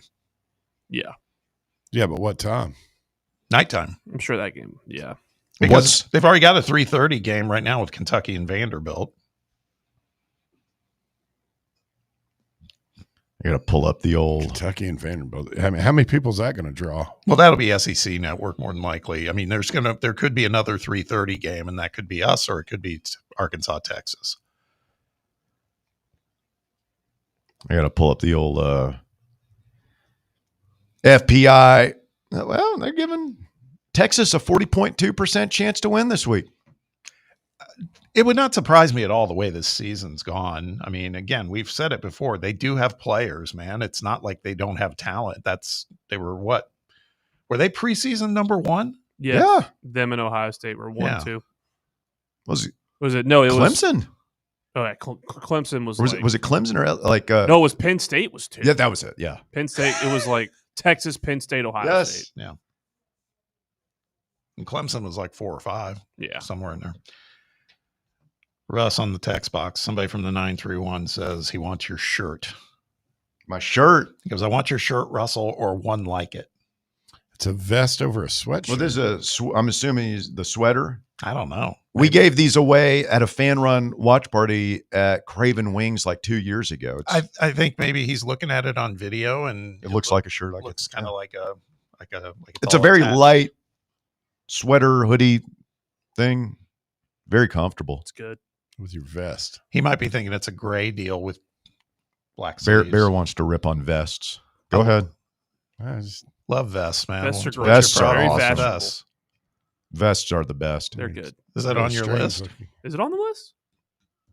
I don't know. Can we look? Should it be? I think it might be. I don't know. If you want to put it on there, go ahead and put it on. What are your thoughts about vests, Bear? I just think they look kind of goofy. Think we have to do it. I think we have. Everything is awesome.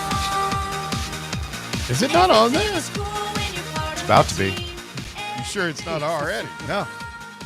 I've been pretty vocal about this. You look like a door. This is the first time I've heard it, like as part of the team. Like I'm Key lime pie, dry fit shirts, They suck. buffets, Thanksgiving dinner, screen doors, Field of Dreams, zoos, Olive Garden breadsticks, tiramisu, King's Hawaiian rolls, Halloween, Red Panda, Hoosiers, hot tubs, Van Morrison, Cinnamon Toast Crunch, Hoosiers, cruises, The Great American Cookie Company, Spaceballs, Great movie, Huey Lewis and the News, Peter Gabriel, The Color Red, Trail Mix, Magic, Jelly Beans, Ben & Jerry's, Disney World, South Park, Brown Sugar by the Rolling Stones, Terrible. Money damn for song. Nothing by Dire Straits, Heard it so much. I can't Strawberries, Pineapple, Jumbotrons, Watermelon, Cinnamon Butter, The Office, People Being Nice, Beer, Bowberry Biscuits, Warm Cookies, Pork, Tom Brady, Cheez-Its, Biscuits and Gravy, Receiving Gifts / Gratitude, Farmers, Smart People, Road Trips, Dr. Pepper, Jesse Spano, Sweet Tea, Proud to be an American by Lee Greenwood, Strawberry Jam, The Wonder Years, Dunkin' Donuts, The Jell-O Shot Challenge, Water Rides, Christmas Lights, Amusement Parks, Cinco de Mayo, Hulk Hogan, Dog Piles, Bat Flips, Drinking from the Stanley Cup, UT's orange on orange uniforms, vests, and the list of awesome things Bear hates. Do you have a question, Bob, about one of them? Yeah, Hoosiers. He's never seen it. I was Never going to say, seen you've it. never even seen I don't know. He slipped that on there. Some of those things are just slipped on there. Hoosiers has been on there for years. I mean, it's just, to me, it's just not it's corny as hell. Kind of like that vest. You've never seen it. You've never seen it. I've seen like 10 minutes of it, maybe. Bunch of Indiana white boys with droopy Let's see why you got to socks. bring race into it. It's true. You didn't have to Just do that. terrible. Well, It was a terrible movie. It took place in the 50s. So socks were not necessarily at the top of their design game. Was that your first time hearing the list as a part of the show, Bob? As a part of the show, yeah. Wow. Really? Yeah. About to say, there's no way we went that long without doing it. Yeah. It'd been like 2 or 3 months then. Yeah. I mean, It's all I right. remember when I joined, I think I heard it for the first time like maybe a week or two in. I got to say, there's a few that were on there that I would maybe agree with, too. There's a lot on there that most people would agree with. No, There's a there's couple not. of things Not too much. that are not awesome. There was, that are on there. To be clear, I counted like 2, maybe. Tom Brady being number one, not awesome. Yeah, he's not very good. Yeah, I heard he sucked at football. That's not what we're talking about. He's not awesome. Two totally separate things. If you want to worship at the altar of Brady, be my guest, buddy. I won't be doing it. I support Peyton. I think he's the GOAT quarterback of all time, not Tom Brady. All his cheating and whatnot. What are the 2 things that you agree with? Well, one's a variation of something he didn't like Money for Nothing. I could kind of care less either way, but Walk of Life from Dire Straits is the song I can't stand. Oh, it's a great song. Yeah, but the problem is that here comes Johnny singing Bebop Aluba. Yeah, watch that video once, and that'll be all you need to know. See It what- was like the guy dancing barefoot and all this other bull. Oh, I mean, wow, easy. This one wasn't born, and he was Bull. like in kindergarten and like early elementary school, and neither one of them have any idea how many damn times they played Money for Nothing. How many times I've heard that just in the 80s alone. I never said said it was a bad song. I hated it. Said it was, I'd listened to it to the point, heard it so much that I'll turn it off if it comes on. Yeah, Dire Straits is just not high on my list in general. I'm not a big Oh, fan. man. I know Mark Knopfler. I know Knopfler's talented and Talented. yeah. Great player. Anything else on there? The Color Red. Yeah. I didn't even understand that. The Color Red, and that's as a little kid, that's what made me growing up in Indiana not like Indiana University. Yeah. Everything was. I thought red. it might have been Red Panda. Nah, Red Panda's the bomb. She's Good to see her back, by the way, after an injury, doing her she thing is. this year. Absolutely, no fear. She's back up on the horse. Hasn't so missed to a beat. speak. Absolutely. I don't know. I wish her well. I can't think of anything else. Then there's some that are just inexplicable, like key lime pie and some others. It's disgusting. That was the original Biscuits and gravy. I just had biscuits and gravy this past week. I just never liked it. At the Pony Club? No, up in Indianapolis. Cracker Barrel. It's good stuff. Oh. Geraldo on the text box had a message for you, Russ. I know. I love that you guys are bringing me the messages from the people. This is fun. You know, Tell Mr. Smith I want everything he's wearing today, and I'm willing to pay, and you don't have to wash it. I'll tell you this, man. It probably smells pretty good, but I've been sick for the past couple of days, and so I hadn't showered. And let me just tell, like, it was. I noticed going to bed last night, I was like, oh man, I am ripe. But I was like too tired, and right. So like, then I got up today and I was doing stuff, and I was just like, oh my God, like I've got to get in the shower. It's been years. I don't think I've ever stunk like I did earlier today. It was awful. That's usually when you get You're yourself welcome, feeling Bob. better. I'm cleaned up for you. You got like a cold or something. Good hot shower, get you all cleared out. On the text box, DR Vol says, no surprise PC Principal Bear would hate South Park. That is another one I'd want to. That was one that they just threw on. I never watched it. It's not a matter of hating it. You were pretty anti South Park. By the way, really upset. I have tickets to go see the Book of Mormon at the Tennessee Theater tomorrow, and I can't go.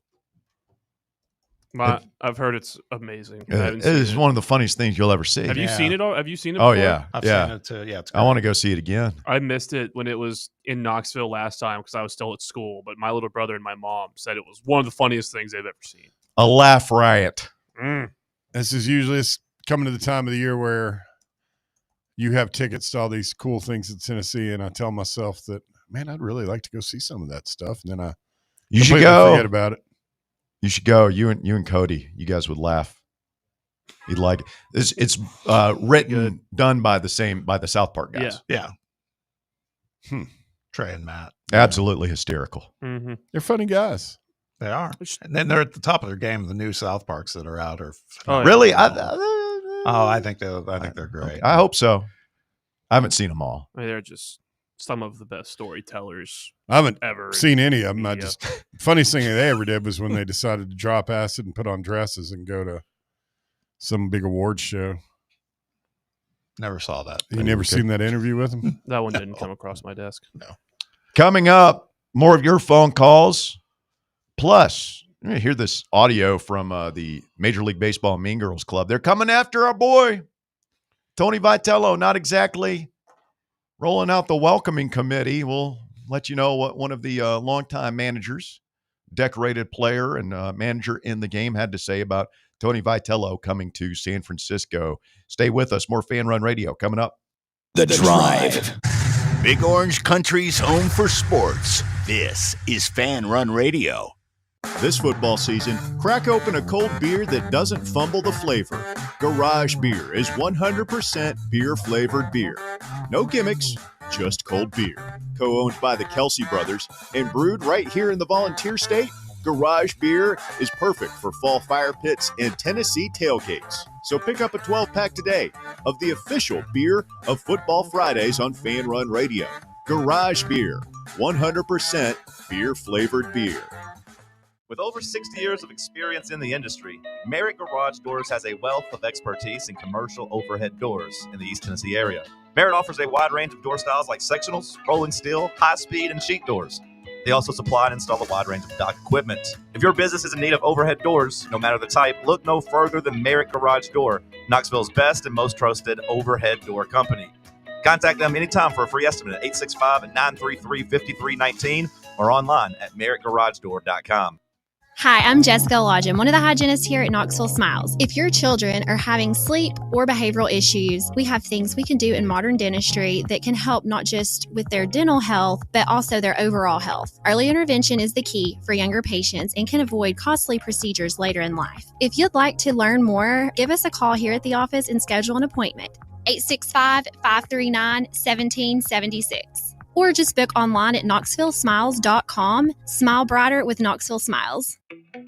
Welcome to Axle Logistics, where excellence isn't just a goal, it's an energy. As a leading third-party logistics company, Axle is powered by an award-winning culture built on a work hard, play hard mentality. Here, the drive for success is contagious and hard work never goes unnoticed. Whether you're just starting out or looking to level up, Axle Logistics is the place to launch your career. Join us and take your ambition to the stars. To learn more, visit axlelogistics.com. Citizens National Bank. Looking for the ideal gift this holiday season? Visa gift cards from Citizens National Bank make the perfect gift. It's the right size, the right color every time. Ask about personalized bulk orders for your family and friends or customers and employees. For more information, call or stop by today. Citizens National Bank. Banking never felt so good. Member FDIC, Equal Housing Lender. Tired of waiting for the weekend or good weather to play around? From casual to committed, Back 9 Golf has got you covered. Open to the public and offering flexible membership opportunities, they offer 24/7 access to 5 different simulators, providing cutting-edge technology, instant swing feedback, fun mini games, and a wide variety of courses to choose from. Perfect for that solo round you want after work, or swing by with food and drinks for an afternoon with friends and family. No stressful tee times, no rain delays. It's Back 9 Golf your way. Book your tee time now at theback9golf.com.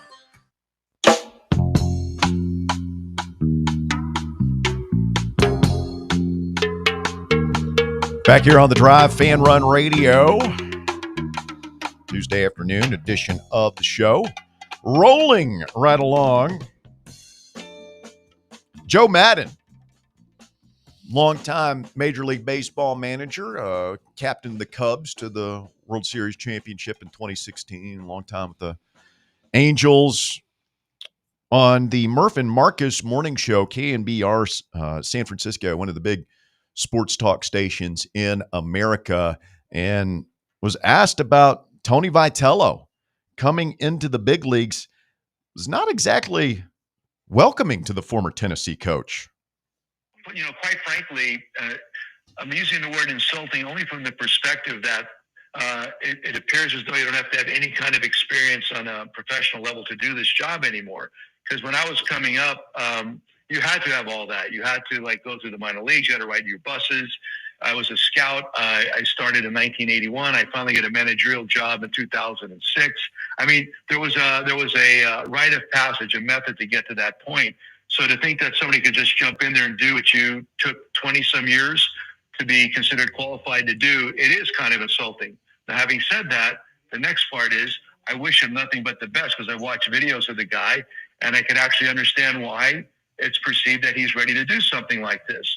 So I guess the overarching point is in today's world, prerequisites to get jobs of this caliber, even jobs like a mere job of New York City now, it doesn't require the years of experience that you may have had to have gone through in the past. I think communication skills, perceived leadership skills, those are the kind of things that become more valid or important, and not necessarily having kind of like internal knowledge, working knowledge of the craft at hand, which would be Major League Baseball or running a city.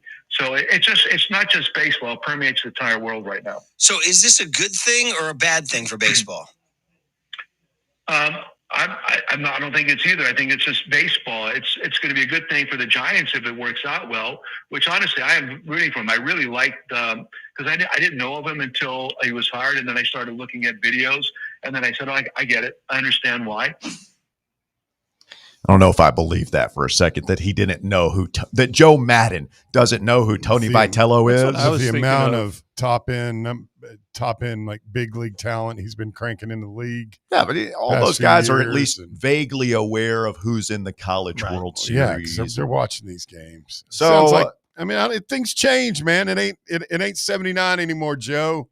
Well, and what Tony would say was kind of what he said in his press conference, his intro press conference last week was, I take a little umbrage to the whole haven't paid your dues thing. Yeah. Because that's the one that jumped out at me.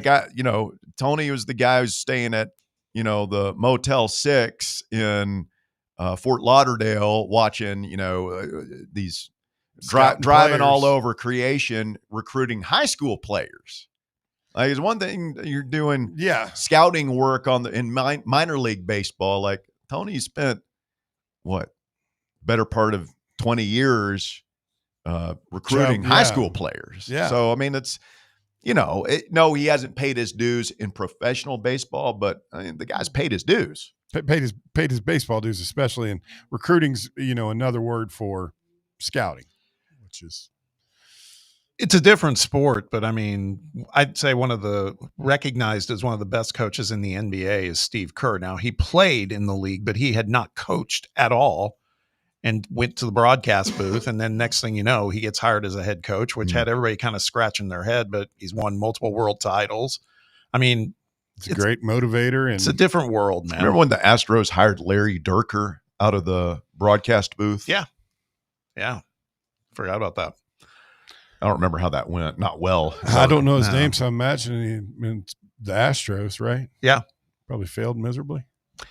Yeah, I mean, I just think that, that's crazy, man. And you're right. He knows who Tony is. Well, I'm sure Vitello's just filing this one away. Yeah, and there's probably Moneyball. We all saw there's a division between the old guard and the new guard, and there's still a couple of those old timers in baseball. But that's the book I always thought it was. Like that on Madden was that he was actually one of these kind of newer age guys as far as his thinking and everything else. He was more quant based and all this other stuff.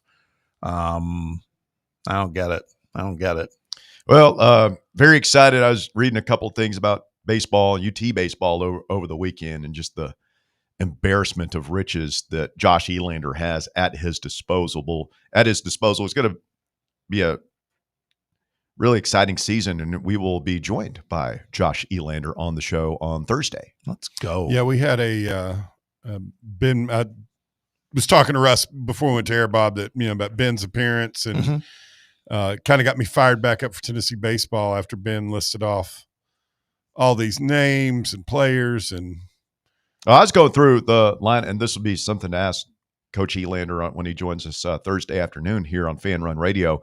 Is like, I was just like, there are going to be, we've got about 5 pitchers that could conceivably be weekend starters, and you only got 3 spots. Yeah.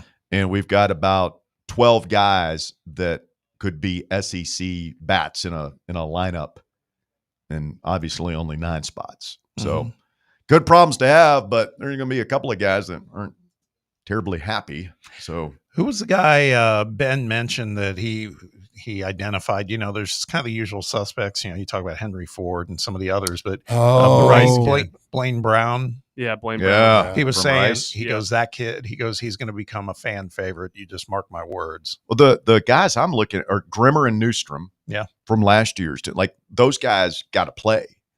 And then what do you do with Reese Chapman? Yep, who's a returning starter, but like just me. Not taking into account clubhouse politics and all that stuff, is like, he probably wouldn't be one of my top 9. But I'm not getting paid Elander money to make those decisions. So we'll talk to him about it later this week. Roberto, you're on the drive. It's Fan Run Radio. As a fan of the Chicago Cubs and a guy who owes a lot to Joe Madden. Sure. I like Shut the hell up. I love Joe Madden. The list of awesome things Joe Madden hates. Tony Vitello. Yeah. I mean, dude, shut up. He sounded like old man stands on porch, shakes fists at clouds. Tony Vitello has busted his ass 10 times more than Joe Madden ever had to. You think being a minor league coach and manager is bad? Try being a graduate assistant and recruiting coordinator at like Missouri. Yeah. Shut up. And I hope he hears that, because I know he listens to you guys. List of awesome things Bear hates. It's actually an incredible list. It's funny. It makes me laugh every time I pop, literally every time. But one thing he hates that I can't stand: orange on orange. It is the worst uniform in college football. Yeah, I don't know when that bad. when that found its way on there. I thought that was a pretty universally agreed upon, that orange on orange was kind of, ugly. Who's in it all the time? It's awful, Russ. Hey, man. Tacky. Orange and white are our colors. The more orange, the better. We look like Oneida High School when we roll out. The more Tennessee, the better. I was going to say we look more like those, like those circus peanuts candy. That's what it kind of looks like. Pretty good. I respect that, Bear. Thank you. I needed that today. Yeah, I mean, there's just those were the quick hitters that I wanted to get in on. Yeah, Bear, I don't think we can hate something until we've seen it or tried it. So I'm with Bob on this, and you can't hate Hoosiers until you've sat down and watched it. Wasn't there a deal you'd cut with Walker? If he watched X movie, you would watch that? Yeah, he still hadn't watched it. Well, what was the movie? Forgive me. I can't remember. How do I know if I haven't watched it? I don't know. Because I've asked you, like, Tombstone. Was it Tombstone? It was Tombstone. Oh yeah, because you don't like westerns generally. It was not. Yeah, because we talked about westerns, how it just wasn't my favorite genre, and I guess I kind of thought the same thing growing up. It's just Yeah. like old, and then like Tombstone and Unforgiven with Clint Eastwood, Oh, the gateway those drugs. It's so next Yeah. level. Those I got to get to. I would watch if you it like tonight. gangster, go watch it tonight. So Bear has to watch Hoosiers, and I will tell you, you're going to love Doc Holliday's character, Val Kilmer, R.I.P. it is the greatest acting job I think maybe ever done as a supporting role. It's that good. It's pretty good. I've heard that's his movie, Yes. Tombstone.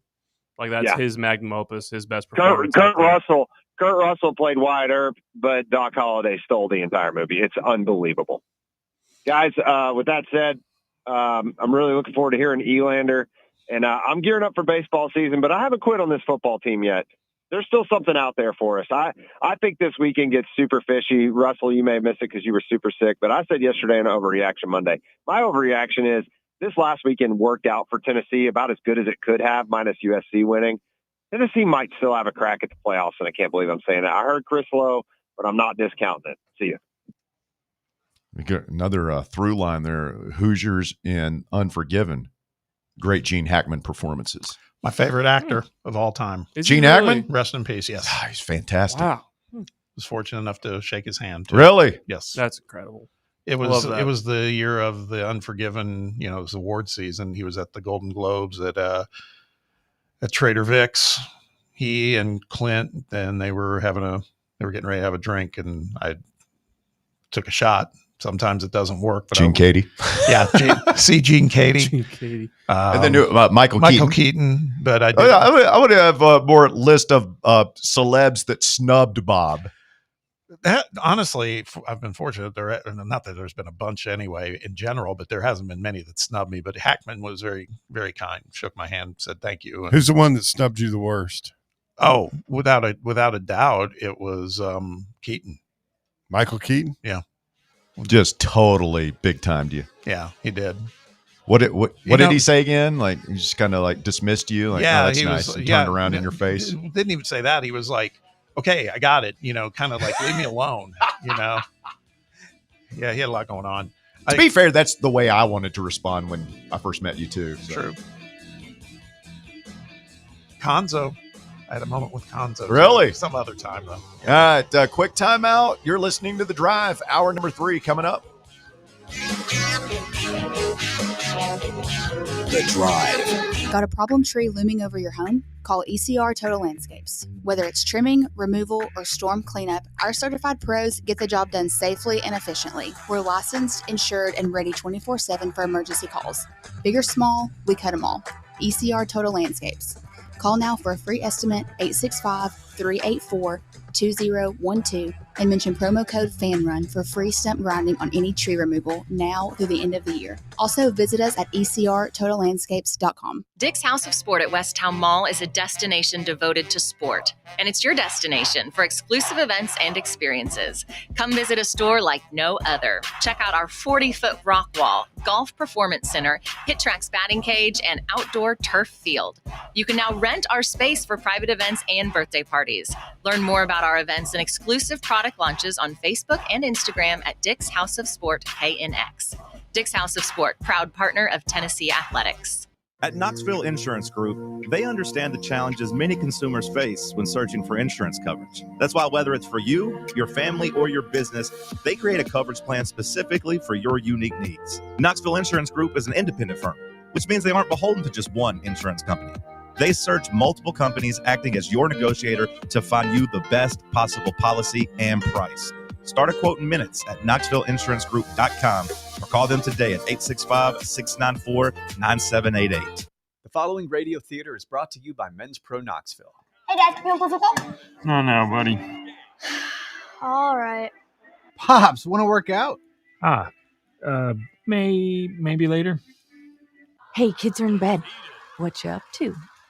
Tomorrow? You've got one life, and it's too short for not nows, maybe laters, and tomorrows. If you have ED and performance issues, your family, friends, and even your career has already been affected. Book your discreet evaluation at Men's Pro Knoxville and turn your tomorrows into today. Yes! Touchdown!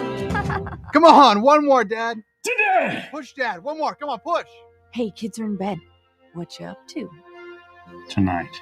Call 865-544-8220 or book now in under 30 seconds at menspronknoxville.com. Men's Pro Knoxville, for every man in every season of life. For over 3 years, Crumble Cookies has served the Knoxville area. From Clinton Highway to Parkside Drive, even our friends out in Maryville have reached you our fans, with the best cookies in the game. This fall, Crumble is gearing up for yet another fantastic season. Whether you're tailgating or looking for a pick-me-up after getting the kids from school, Crumble has you covered. Download the Crumble app to check out this week's rewards and features. And stop on by. Tell them Fan Run sent you, but don't miss the cookies.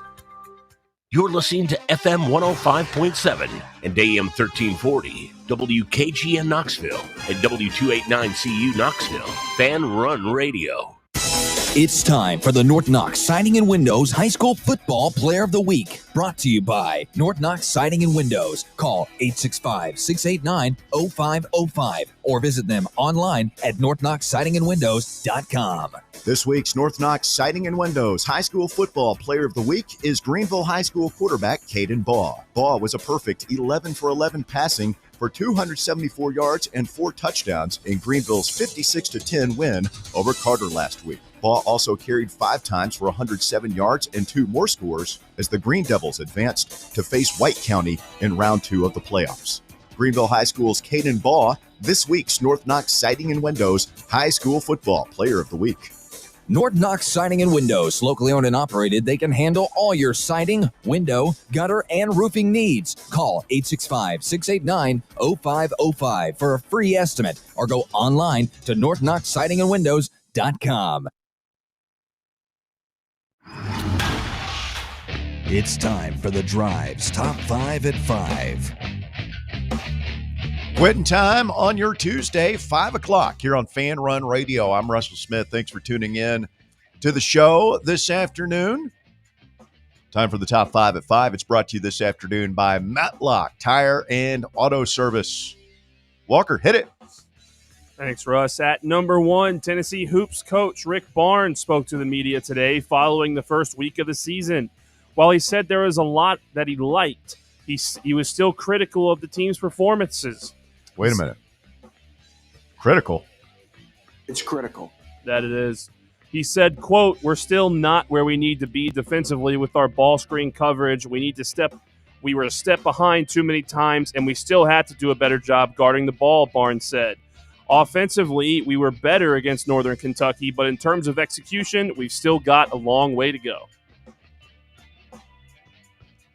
That tracks. Early in the season. You know what 2 weeks from tonight is? Houston. We play the new number 1 team in the country. Yep. You just jumped Purdue. Mm-hmm. And Kelvin. Yep. Be good measuring stick game. Yeah, we talked about it yesterday. Like, that's the game where we're not really going to know much until we get to there a week from now. For Feast Week, Thanksgiving, that's when we start to find out. If you thought Duke was physical with Ament, yeah, I think those guys are going to be all over him. Mm-hmm. He might cry. I don't know about that. That's a little mean. Shed tears, but it's going to be a welcome to college basketball moment for him for certain. God, I get triggered when I think about that Elite Eight game last year. It was just like they are making us look like 5-year-olds. I mean, I get like it's a bad memory, but it's not like Purdue. Yeah, where I felt like we probably should have won those games. Like for me, watching us play Houston last year, we just do not stack up.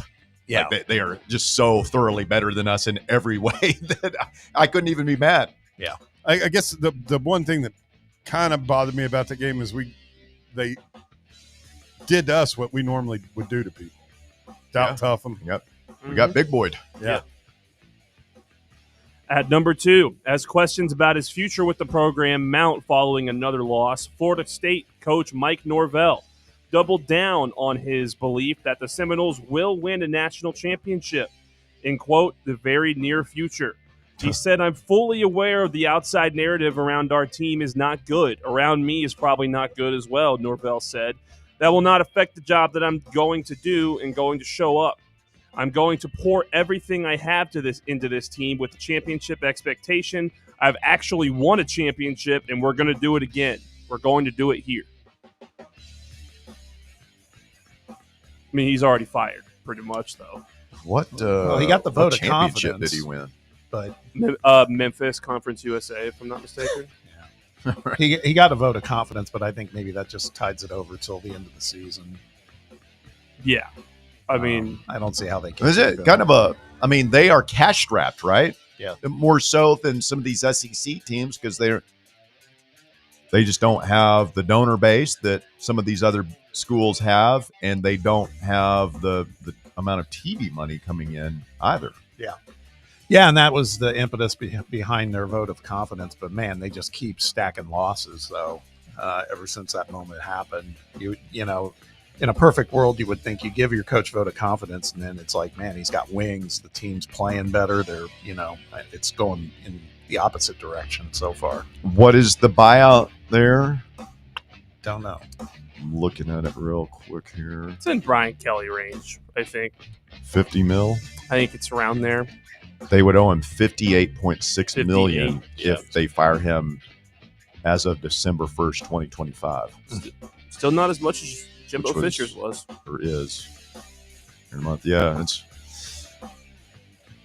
a lot, man. I don't know if they got it. I don't know. Until we see someone not fire a coach because they can't afford it, I'm not going to believe that that's going to happen, because also, like, it's still only 2/3 of the most a buyout has ever been paid. So, like, I'm not going to believe it until we hear that someone didn't fire a coach because they can't afford it. Fair enough. Look to Lexington. I think if that thing wasn't $38 million, he'd already been gone. Got Keeps getting a little good streak wins. going here, yeah. Keeps getting good wins. Did you hear my theory yesterday on Kentucky? I did not. I'll be quick. So they're 4-5 right now. They play Tennessee Tech, who's a good FCS school. They're nationally ranked, but they should beat them.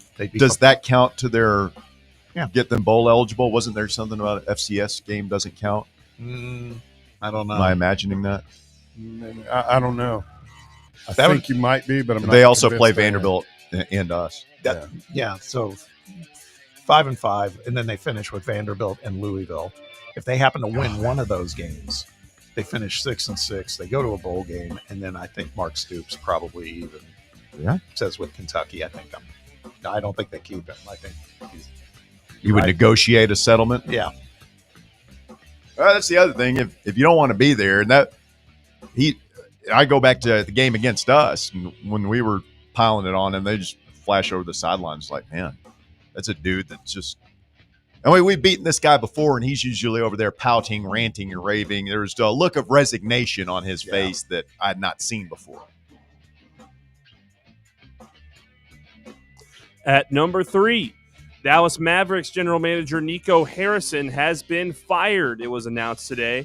The decision was made after a Tuesday morning meeting between Harrison and the team governor, Patrick Dumont. Harrison has been under fire from Mavericks fans since he stunningly traded Luka Doncic to the Lakers, months removed from the 25-year-old leading the franchise to the NBA Finals.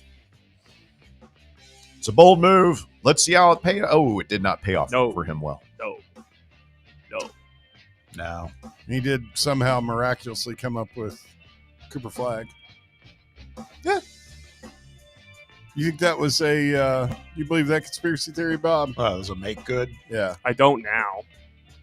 No, I think the league. Yeah, I could see the league doing And that. and do you think the pick back in the day was frozen in the freezer so he'd know which one to pull? I don't know about that. That I don't know. I can't remember which player that was for. Ewing. Patrick Ewing. Yeah, the Pacers were in the mix on that one. That was who'd you get? You guys got Reggie Miller too in that draft? No. Who was it? Steve Stepanovich. That's who we got instead of Patrick Ewing. It was bad. Yeah. Now, Reggie Miller was like a late first round pick that everybody was up in arms over. It was like, why are you taking him? Took a whiz next to Reggie Miller at the trough once. Wow. Oh, yeah. It's a great time. I didn't look. No. Did he? I mean, who's to say? I don't know. I'm a straight ahead at the trough and the urinal kind of guy. Just don't. I might glance down and back up, but never to the side. No. Never. You don't want to make eye contact. No, I just do. Like, can you imagine the discomfort of like of like you glance to the side and the guy's looking back at you? Oh my God, that's weird. Pretty creepy. Yeah, I would Not die. what you want. Not what you're working with. You got enough business to tend to anyway. Make sure you're not getting stage fright or something when you're there. Yeah, I mean, I'm just trying to take care of my own thing, my own problems over here. That's right. Smart move. Is that 5? No. At number 4. We can circle back. Yeah, let's do that. At number 4, Braves catcher Drake Baldwin has won the National League Rookie of the Year following a great debut season in Atlanta. Baldwin hit 274 with 19 home runs and a .341 on-base percentage, along with 80 RBIs. He appeared in 124 games for the Braves, ranking first in OPS among qualified rookie catchers. Yeah, he was really good. It's your boy. It's a bright spot for the Braves season. And I think I saw something earlier. Did not read the article. I saw a headline. I believe the Braves get a extra first-round pick in the MLB draft next year for having a Rookie of the Year. I'll look that up. I've never heard of something like that. But yeah, that's pretty interesting. At least I think it's like incentivizing teams to promote young talent. promote players instead of holding them in the league, in the minor leagues to get the service time thing or whatever. That's some convoluted thing. Doesn't work. Say that because there are still people getting held up in the minors for service time manipulation. Yeah. Fix that, but that's a different conversation. And at number 5, an 85-year-old French man accidentally went on the trip of his life while trying to reach his doctor's office about 12 miles from his home. The elderly man never arrived at his doctor's appointment, but it was only when he missed a meeting in an association in which he was a member of that his family began to worry. The police were contacted about his disappearance, who asked the military for help to geolocate the man's mobile phone. They tracked down the missing man's phone to a hotel in Croatia, 932 miles away from his home. He had apparently driven for 20 hours to get there. When asked why he ended up there, the 85-year-old man said that he, quote, didn't understand what had happened, adding that his road trip had been the result of a GPS problem. The man was not known to suffer from any cognitive impairment or disorientation issues before. All I could think of was Big Orange Mac. It was like they were asking why he made this trip, and the guy says to run through the T. What would you have done if that was the rationale? Let the guy run through the T. Drive to Croatia. Do they not have borders over there? Like you roll through, like somebody stop you and be like, "What are you doing?" They do, but all of those, they're all a part of the European Union. So any European Union passport, you can just go right along through all those countries to get around. Wow. Well, thank you, Walker. That was certainly an informative Top 5 at 5 brought to you by Matlock Tire and Auto Service. Hey, coming up next week, a week from tomorrow, Wednesday next week, we will be at Matlock Tire and Auto Service in Maryville. Maryville, we're coming to your city. Matlock Tire and Auto Service. We'll tell you more about it as we get closer to the big event, as I realize I'm not exactly sure where that is. So I will have to, I know it's in Maryville, and we haven't been there in a minute. So wonder what their hours of operation are. Remember, didn't you have to close the other one down? Yeah. Yeah, that was it. Yeah. They should have given you a shirt with your name on it. Half an hour of overtime, whatever. Yeah, something. No, we'll be out there. Beautiful Blount County. I'm sure it'll be week 3 of the high school playoffs. I'm sure both teams will probably still be playing out there at Maryville and Alcoa. Yeah. How'd West do Friday, Russ? We got smoked. Rolled up and smoked like a Philly blunt. I think he knew that answer. Yeah. How'd Catholic do? They went out to Memphis and beat Christian Brothers and now have the big prize of getting to go to Chattanooga this Friday and get their brains beat in by, I think, Baylor. Oh. That's too bad. Yeah, you're still playing though. Yeah. So we get back to it here as you're just joining us. Vocal cords not exactly in tip-top shape after dealing with the crud over the weekend. Appreciate the boys holding down the fort yesterday, but good to be back in here, and hopefully voice will loosen up by tomorrow. Got a couple lines available. You want to jump in, 865-966-3435. Your phone number to get on board. You can call or text the show, 865-966-3435. Your phone number to get on board here this afternoon. I had a text I wanted to read, but now it's doing the thing where it just won't come up. Does it do that on the yours? text box? Yeah. Takes a minute to percolate. So either solid black or solid white. Oh my God, come on. Really? Brutal. You're just going to make me sit here and stammer awkwardly, filling time like this? Good God almighty, this thing is slow.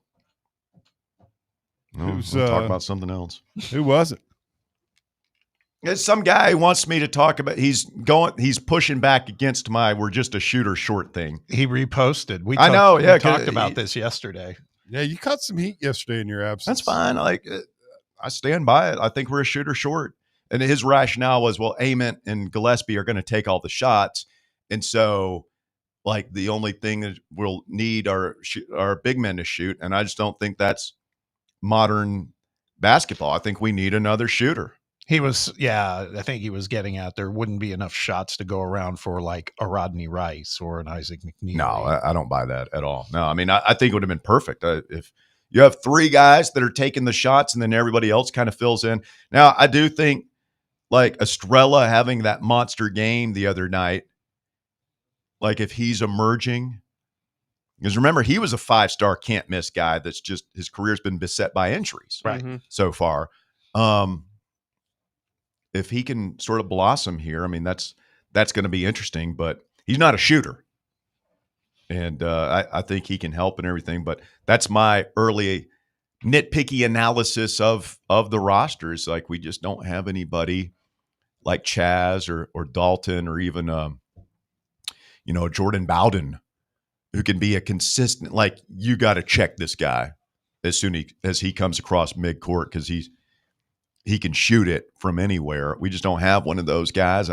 Amari Abram just does not look like that guy to me. No, it doesn't. Berg looks like he's caught between positions. Barnes wants him to play the point a little bit, which who am I to argue with Rick Barnes, but I will a little bit. I feel like that should be Troy Henderson's job, and we should just put Berg at the 2, but it doesn't look like that's in the plans right now. And then you've got Boswell, who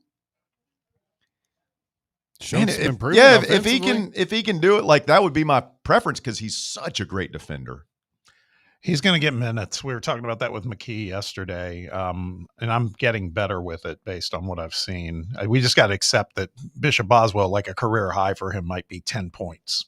I mean, he's not going to score a ton, but if he would, like we talked about yesterday, if he consistently get 8 to 10 points a game, hit a couple threes, that's a whole nother deal. Just because he's probably one of our best defensive players. As far as knowing exactly how to play defense the way Barnes wants you to play defense if you're going to play for him. Can guard multiple positions, good team defender, helps at knows the system. And he's a Barnes guy. Just really good on the ball. But when you get the ball, when you're that size and you get the ball on the wing and you're open, you got to be able to knock down that three-pointer. Yeah. And he hadn't shown it until the past 2 ball games against weaker competition. He's knocking them down. It's okay. All right. Well, let's see if he can work himself into this situation. Guys are allowed to improve. They're allowed to get better. They're allowed to develop. Just quick question about your theory. How good does JP Estrella have to be for us to not have to worry about a second shooter on the perimeter? How good do we think that third scoring option needs to be? I mean, you'd have to be 15? Dominant. Yeah. I mean, at least. I just think, it's going to be hard watching Cam Carr and Rice and the kid at Virginia, McNeely, that we at one point thought we did have Carr. Like we thought we had the other two at points, and we'll see. I could be wrong. There's a first time for everything. It happens to the best of us. It does. Quick timeout. The Drive continues. More Fan Run Radio coming up. The Drive. Streaming worldwide at fanrunradio.com and on the free Fan Run app. This is Big Orange Country's sports talk radio superstation. Fan Run Radio, Knoxville. Hi, this is Bo Kregner from the Kregner Group at Realty Executives. And I know there's a lot of choices here in East Tennessee when it comes to choosing a realtor. Here's why the Kregner Group is different. At the Kregner Group, our motto is walking by faith, serving others. It's how I live my life. It's how I run my business. Here at the Kregner Group, we're committed to doing real estate the right way. Faith, honesty, integrity. The Kregner Group. Call me anytime at 865-742-1035 or visit my website at boknowshouses.com. Are you a federal employee facing workplace challenges like suspension or removal? Are you concerned about your security clearance with any federal agency? You know the Griffin Law Firm is your trusted ally in military legal matters. But did you know they also specialize in civilian federal employment law? If you're a federal employee facing workplace challenges like suspension or removal, if you're concerned about your security clearance with any federal agency, the DOE, FBI, FCC, or DOD, you might not know it, but you do have legal recourse. The Griffin Law Firm specializes in federal employment law, military law, and security defense law. VFL Marshall Griffin and his experienced team are ready to make your problem their problem, no matter which federal agency you work for. Don't face federal employment issues alone. Remember, remain silent, request counsel, call Griffin Law, 888-707-4282, online at griffinlawdefense.com. Vol fans, reimagine your home at Broadway Carpets and Flooring for any remodeling or building needs. With a variety of carpets, rugs, hardwood, vinyl, and stone, Broadway has all the flooring and installation options you're looking for, including pet-resistant products like Pet Perfect Carpet from Shaw Floors. Visit their showroom in downtown Knoxville or the location in West Knoxville located on Kingston Pike near Pellissippi Parkway today. Got a flat tire? Strange noise under the hood? Don't stress. Roll into Matlock Tire and Auto Service. From oil changes and brake repairs to brand new tires, Matlock's certified techs do it all. Fast, friendly, and fair priced, Matlock is the home of the price match guarantee. Bring in any competitor's ad and Matlock will match the exact same tire for the exact same price. Matlock Tire and Auto Service. 5 locations in East Tennessee. Visit matlocktireservice.com to find the location nearest you and schedule your appointment. Welcome to Axle Logistics, where excellence isn't just a goal, it's an energy. As a leading third-party logistics company, Axle is powered by an award-winning culture built on a work hard, play hard mentality. Here, the drive for success is contagious and hard work never goes unnoticed. Whether you're just starting out or looking to level up, Axle Logistics is the place to launch your career. Join us and take your ambition to the stars. To learn more, visit axlelogistics.com.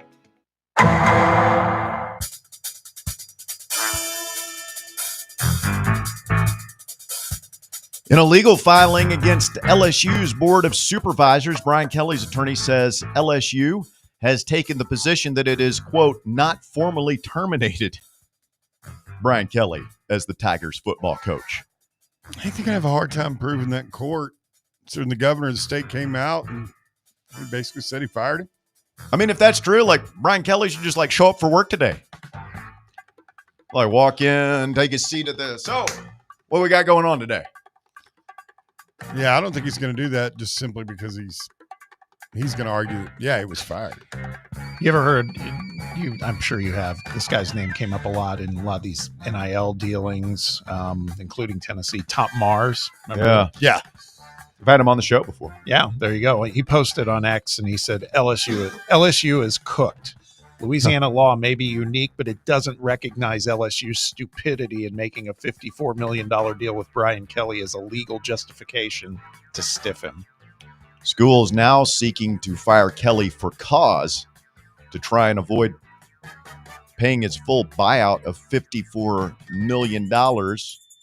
According to a copy of the lawsuit obtained by ESPN, LSU's representatives had a call with Coach Kelly's representatives where LSU took the position that Coach Kelly had not been formally terminated and informed Coach Kelly's representatives for the very first time that LSU believes grounds for termination for cause existed.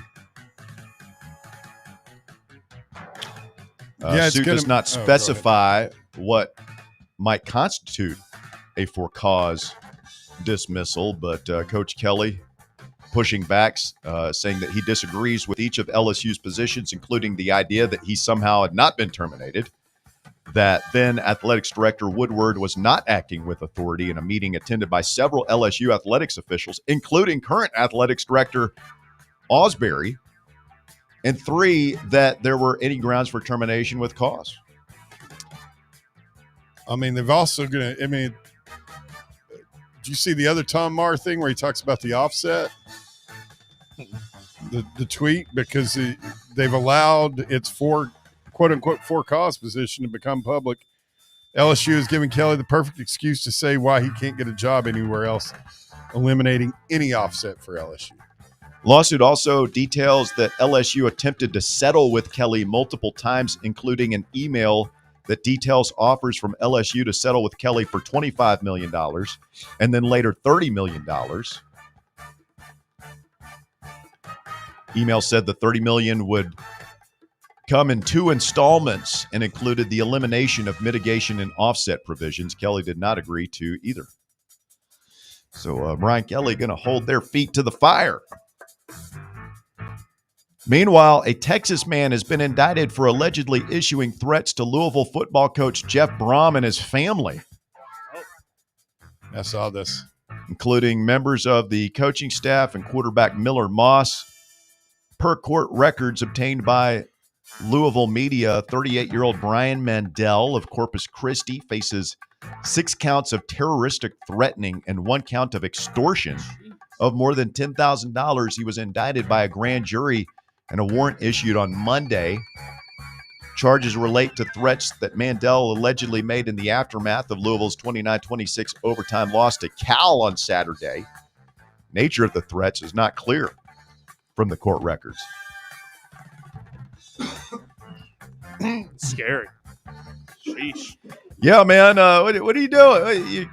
Come on. I'm guessing this was a threat over the internet, social media, or he's emailing these people.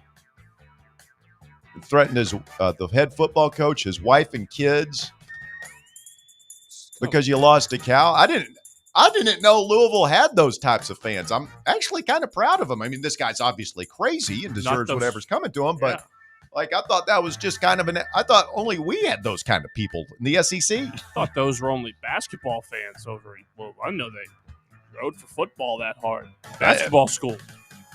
They do like their football up there. Go hard in the paint. That is the docket. It's brought to you by the law offices of Jerry R. Givens.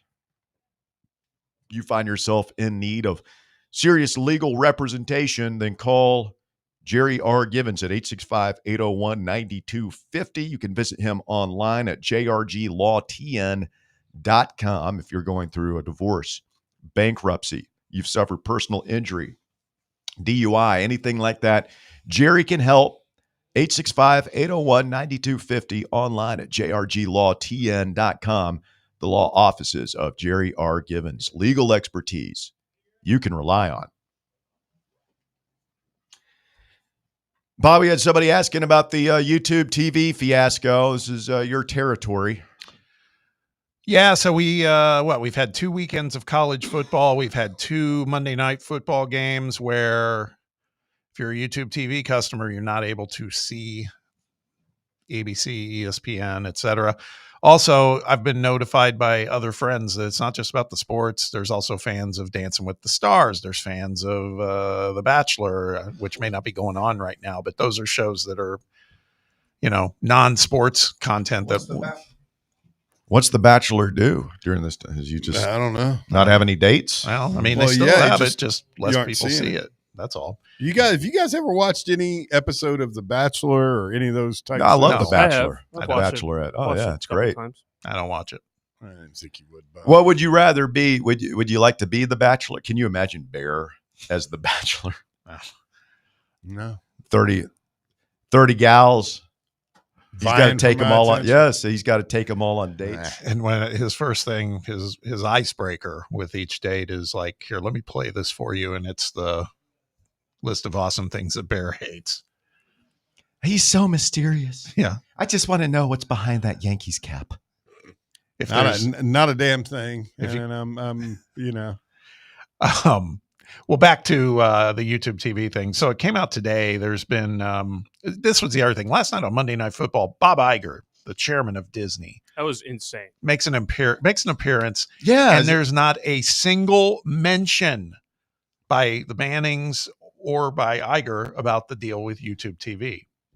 I was stunned. I mean, it's like that's all he did was come on and talk about that he was a lifelong Packers fan and that he's a fractional owner in the Green Bay Packers and all this other stuff. It was very frustrating. I can, for one, I like the Manning cast.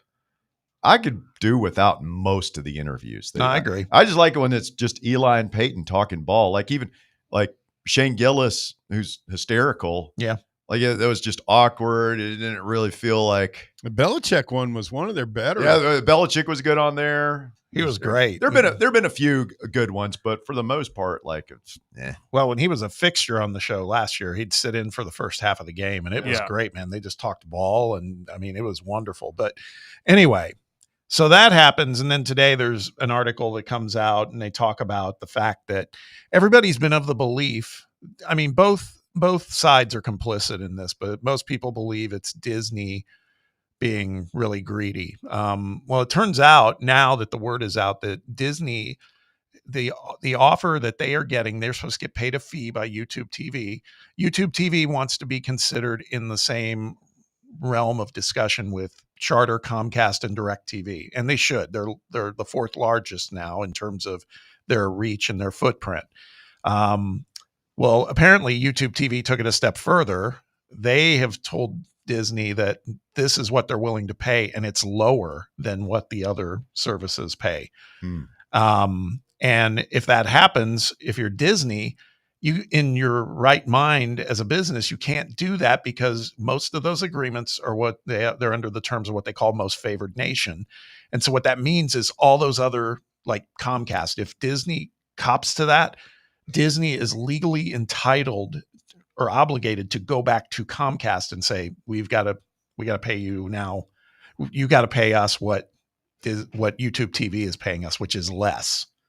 Okay. they're not going to do that. No, they're not. So really, it sounds like it's YouTube TV that's really playing chicken here. And as I said last week, they're $1 trillion company. They can Are afford to do people it.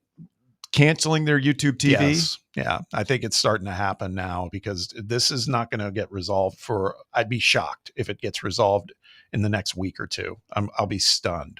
That's crazy. Yeah, this is just too. What are you? You did Fubo, right? I did Fubo. I did a free trial, and then it rolled into now I'm paying for it at a reduced rate for a month, and I'm hopeful. I'm like, well, surely in a month it'll be over, but I don't know. I don't know what's going to happen at this point. But, yeah, y'all come crawling back to where. So I never left Comcast Island. Yeah, it is true. The Comcasters, everybody. I mean, great times for Fubo and Sling. I'm sure their numbers are skyrocketing. Except it's complicated for Fubo. They don't have the Turner networks. Okay, so I got to ping back and forth.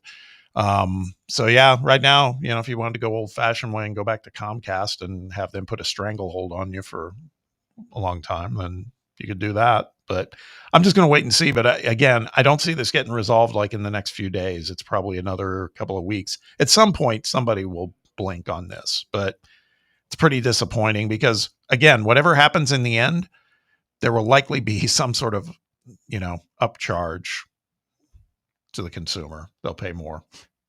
Somebody's getting screwed. Yep. And it ain't the big boys. Nope. Well, YouTube TV, they're not automatically just giving you the 2 weeks credit that they're promising. Like they're making you go in and jump through a bunch of hoops to get it, almost like you're trying to redeem a coupon or something. Yeah, I agree. It shouldn't be like that. Although I went and did it, it wasn't that bad. It was a couple clicks. It's not horrible, but you know that like No, I know. it's super easy for them to just give the credit back to the accounts when they know they're making people jump through hoops because half of the people won't do it. Yeah. Have you ever known a corporation that makes it easier for you to take money away from them? No, but that doesn't make it any less bad. Yeah. The problem is YouTube TV they've got a great product. That's the issue.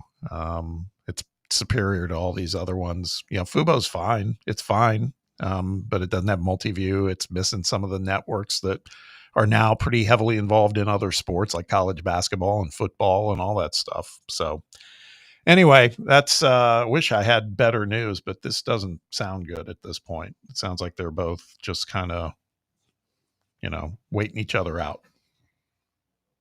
So we've got to find another way to watch the game here Saturday before voluntary reaction. That's right. Well, that's going to be, I think, is that an ESPN Plus game or SEC Network? No, it's on the network. Yeah, it's on the network. Okay. Because what time does it kick off? I don't even know what time. 4:15. 4:15. 4:15. And that's the other thing that adds to the complication on this. I know a few people who have invested in that new ESPN app, and they're not digging it. It's got a lot of pain points because it's relatively new still. It's not. I mean, the ESPN app's never every iteration of it is sucked. No, that was the promise of this new one was the user interface was going to be a lot better than what we've seen with the legacy one, and it's apparently like I couldn't watch the Duke game. Oh yeah, I kept getting the reloading or you're not. I get the you're not authorized for this. You got to use the clicker. Hit the clicker, Bear. I did. I told Point my the remote. clicker at it. I want to see Tennessee basketball. That's all you got to say if you're in Comcast. Push that little microphone button. Tell you what it wants. Tell you what you want to watch. You press the talk button and you say "show basketball" and it turns on. Well, no, you say "show college football" and then it'll pull up all the games, and they've got multi-view now, all kinds of stuff. I'm gonna stop giving it away for free. Comcast, reach out to your boy. How much are they? Oh yeah, paying? that's going to happen. They're going to call you. Yeah. You're not going to have to wait on phone for 2 hours. No, their customer service is always top quality. Yeah, and you know what else they got besides that horrible customer service? They do. You get the games. You just told me you didn't get the game. It's true. Through the ESPN app. It's true. But you're running that through Comcast, right? Yeah, but it's not Comcast. It's on ESPN's end. It's with their app. Which on game my was TV. this? It couldn't have been Tennessee Duke. I think it might have been was on It might have been ESPN the too. Mercer game. Maybe it was. Yeah, because the Duke game was like on semi-national TV. Mm-hmm. Started a new show yesterday. It's been a while since I've had a show. It's been a while. Trying to get back. Watched the first episode of Pluribus. Is that the Ray Seahorn? Yeah. Heard good things about it. Yeah, it's promising. It's kind of got a little bit of that Severance vibe to it. It's Apple TV, so it's a little dark, a little weird. Well, let me ask you this, because they showed it in the preview. There's some old broad licking donuts and putting them back in the box. Yeah. And it says, "Help yourself." Yeah. Is that in the first episode? Yeah. Spooky. So like the Dystopian. premise is, it's like there's some sort of virus that has infected the population where everybody's happy. It just makes everybody's like, and it's a hive mind. So everybody's happy and they're all together except for like 13 people in the world out of Billions. 10 billion people on Earth now. There's like 13 people, one of which is Ray Seahorn from Better Call Saul. Yeah. And Kim Wexler. She's immune, so she's still not happy. Yeah, miserable. Mm-hmm. It's Vince Gilligan, isn't it? Yeah, Vince Gilligan. Same of guy who made Breaking Bad. Yeah. Better Call So Saul. is a donut licker one of the 13 as well? Well, no, that's why she's like, and that's how people got infected. Like they spread it around, you get infected and you just like they go around kissing people or just trying to spread the saliva so that everybody's happy. And then at one point, this spoiler alert. It's I'm going to go home and watch it. Okay. Yeah. Thanks. I've been planning on watching it. Yeah, everybody. I think anybody who watched Breaking Bad, Better Call Saul, will see the Vince Gilligan seal of approval, and we'll give it a try. Yeah. I mean, is this his first big project since Better Call Saul? Yep. Wow. I saw the guy that plays Mike Ehrmantraut has got a new show coming out on Netflix. I can't remember the actor's name. Jonathan Banks. That's it. What famous 80 movies was he in, Bob, where he played a really bad guy and he had hair? He had a little bit of hair. I do remember this, but of course I can't place the name of it. I doubt Russ may have seen it. Beverly Hills Cop. Really? Yep. He was one of the bad guys in that. Huh. Axel Foley. Quick timeout. The shocking conclusion of the drive coming up. Speak now, forever hold your peace. 865-966-3435. 966-3435. No more singing with a cold. My solemn promise to you when we continue next year on Fan Run Radio. The Drive.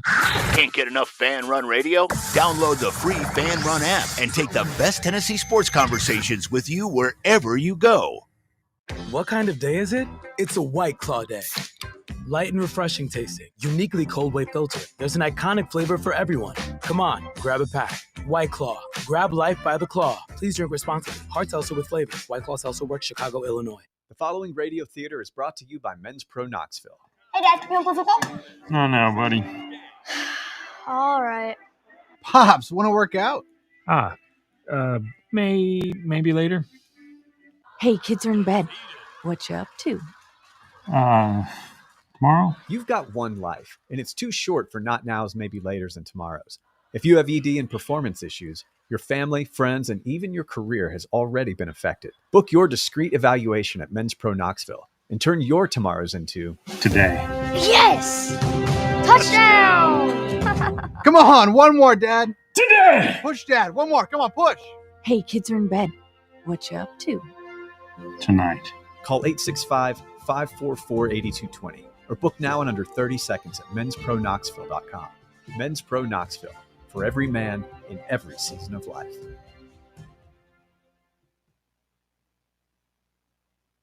What if I told you you could pay off your home in an average of 7 years without making more money or spending a dime less, simply by changing how your mortgage is structured? Sounds impossible?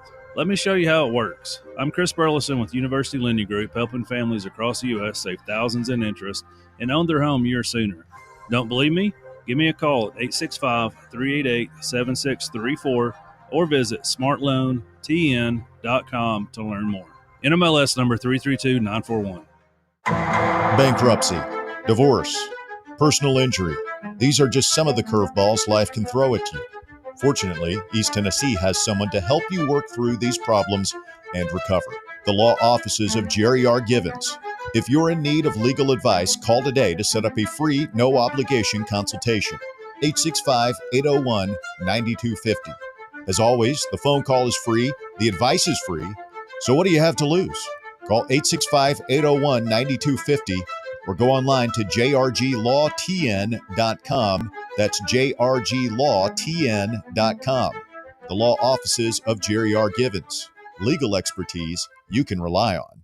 Located in Knoxville's historic Old City, Barley's offers great food, live music, the best draft beer selection in town, and now your new favorite place to watch sports. Their indoor projector is perfect for any weather, and they've revamped their upstairs area with more TVs to take in all of the action. Their menu features hand-battered chicken tenders, juicy burgers, fresh salads, and the tastiest pizza in Knoxville. You can enjoy their happy hour drink specials daily from open until 6 p.m. Barley's Tap Room and Pizzeria.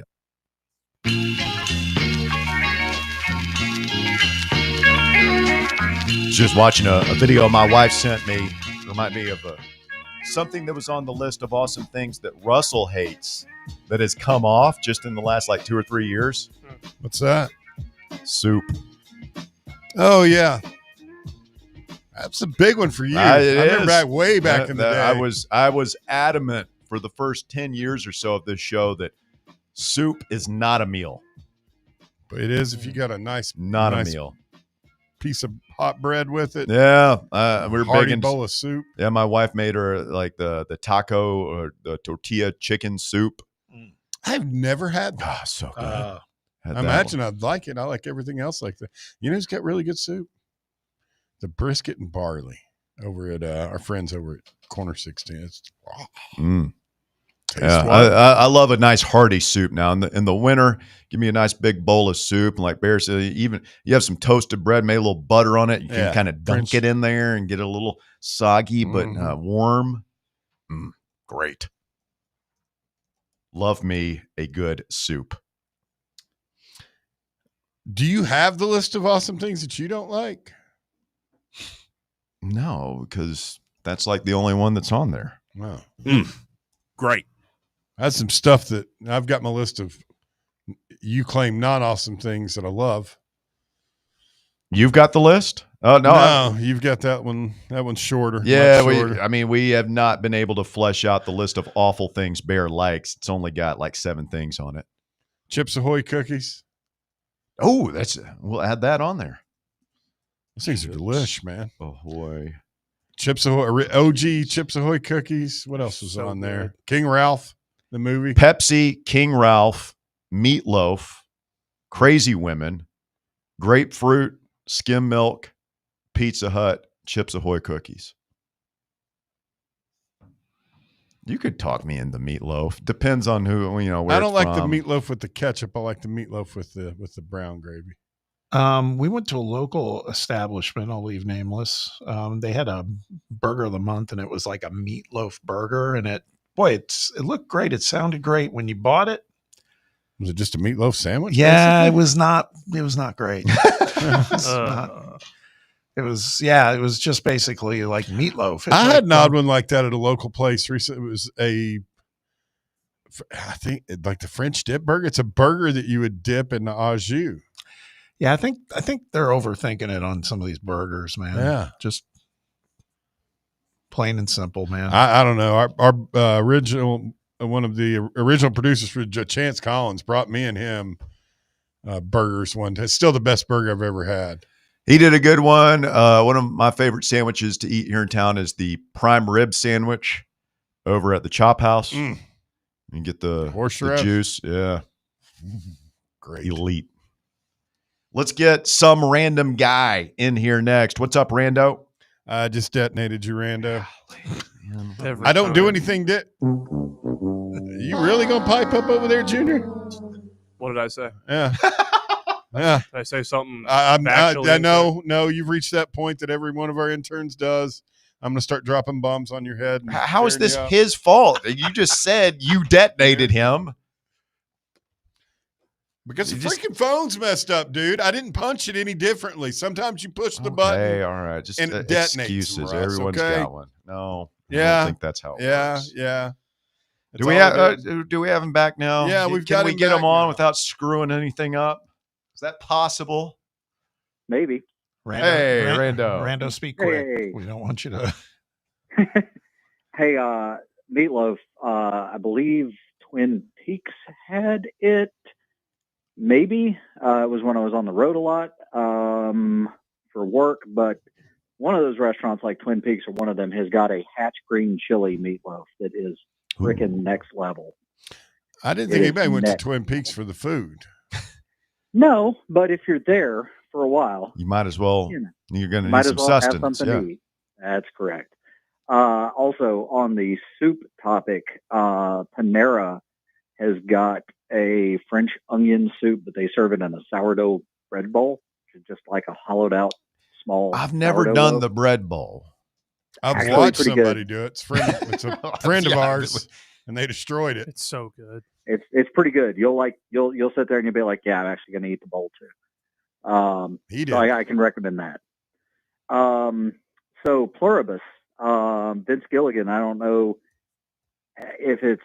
I think it's kind of known, but a little bit unknown. This is going back more to his X-Files stuff, which Vince Gilligan did not create the X-Files. That was Chris Carter. But Vince Gilligan was really co-producer for like season 3 through the end. He wrote something like 30 episodes of the X-Files, directed a couple of them, but I mean, he was the producer, the primary producer on like the heart of the series when it was like really good, like season 3, 4, 5, 6.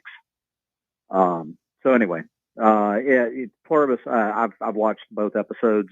It's really, really solid. It kind of walks a line between being creepy and being funny, which is hard to do, but it pulls off. So yeah, highly recommend Pluribus, the 2 episodes that are out. Chips Ahoy are actually awesome. So I don't think those are awful. I will, if those are awful things that we like, then I'll sign off on Chips Ahoy as well. Fantastic. And, oh yeah. Nice little Chips crisp Ahoy. cookie. I ate so many of those growing up in the 80s and early 90s. Like I just don't think I could do it anymore. That's how it's the same. My same logic behind Money for Nothing, but yet it's on the list. That's the most maddening part about you. Sometimes is I will have great reasons for certain things. I'm not going to sit here and say that it's them. terrible, though. I'm not coming off, against it necessarily. You're the one who said it should go on the list. I mean, you said it, not me. Yeah, whatever. So I will agree that Knopfler is a really, really, really good guitar player that writes exceedingly boring music. It's just, Dire Straits is like, I've never once in my life had a moment where I said, you know what, I really could go for some Dire Straits right now.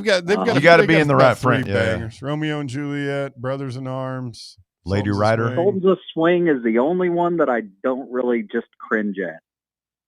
But I think it's because of the really cool solo at the end. Yeah, I said that too on the live chat. Sultans of Swing and So Far Away. I like So Far Away too. Oh, So Far Away. So Far Away is pretty decent. Yeah. I'd forgotten that one.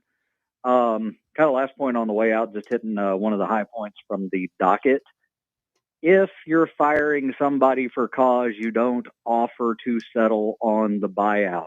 We didn't offer Cornbread any money to the best of my knowledge. If we did, it never became public.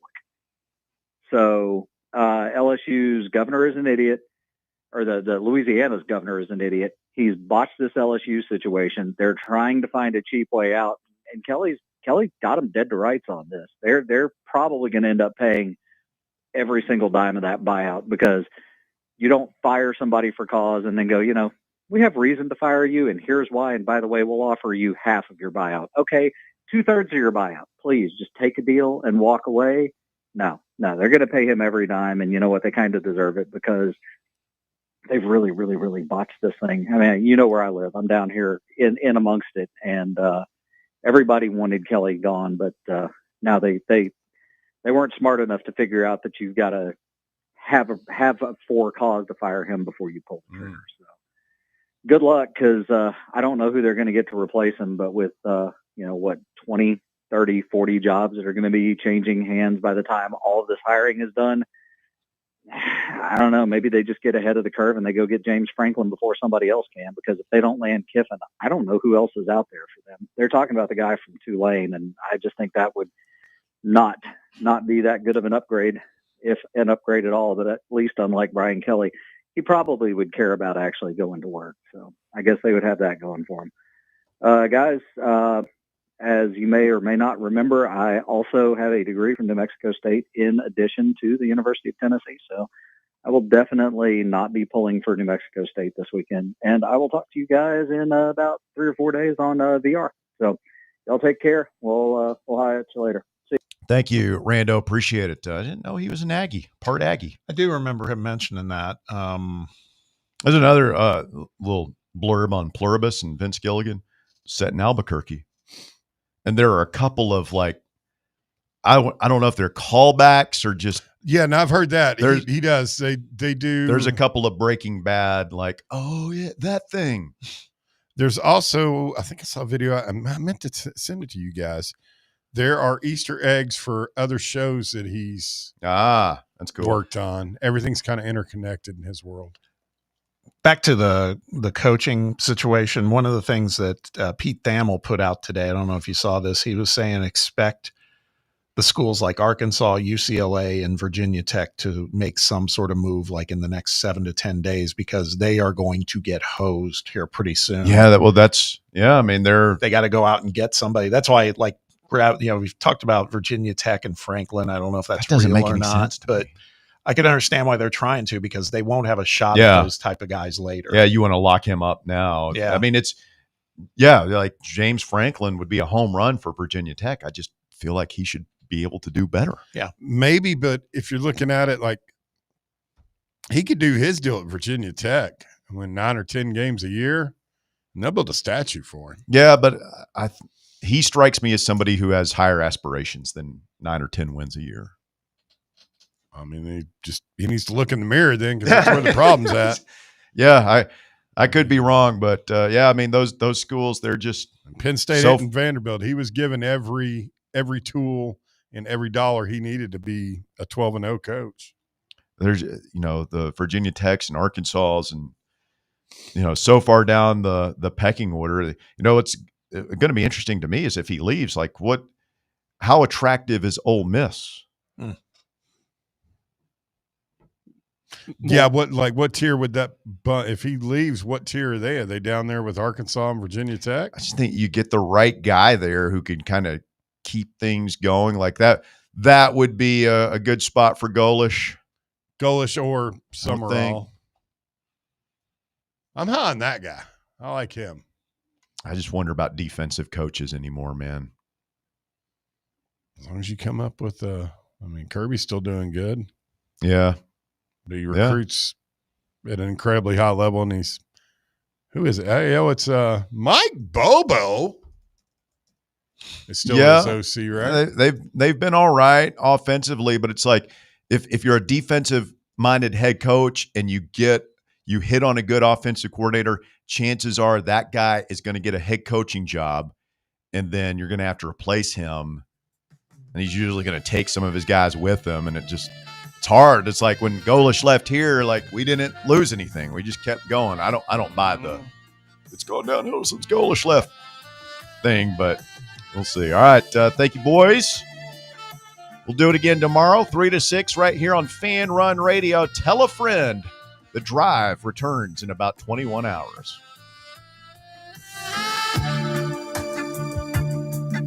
The Drive. This football season, crack open a cold beer that doesn't fumble the flavor. Garage Beer is 100% beer-flavored beer. No gimmicks, just cold beer. Co-owned by the Kelsey brothers and brewed right here in the Volunteer State, Garage Beer is perfect for fall fire pits and Tennessee tailgates. So pick up a 12-pack today of the official beer of Football Fridays on Fan Run Radio. Garage Beer, 100% beer-flavored beer. Are you tired of spending hours on laundry and ironing? Let Crown Cleaners handle your dry cleaning so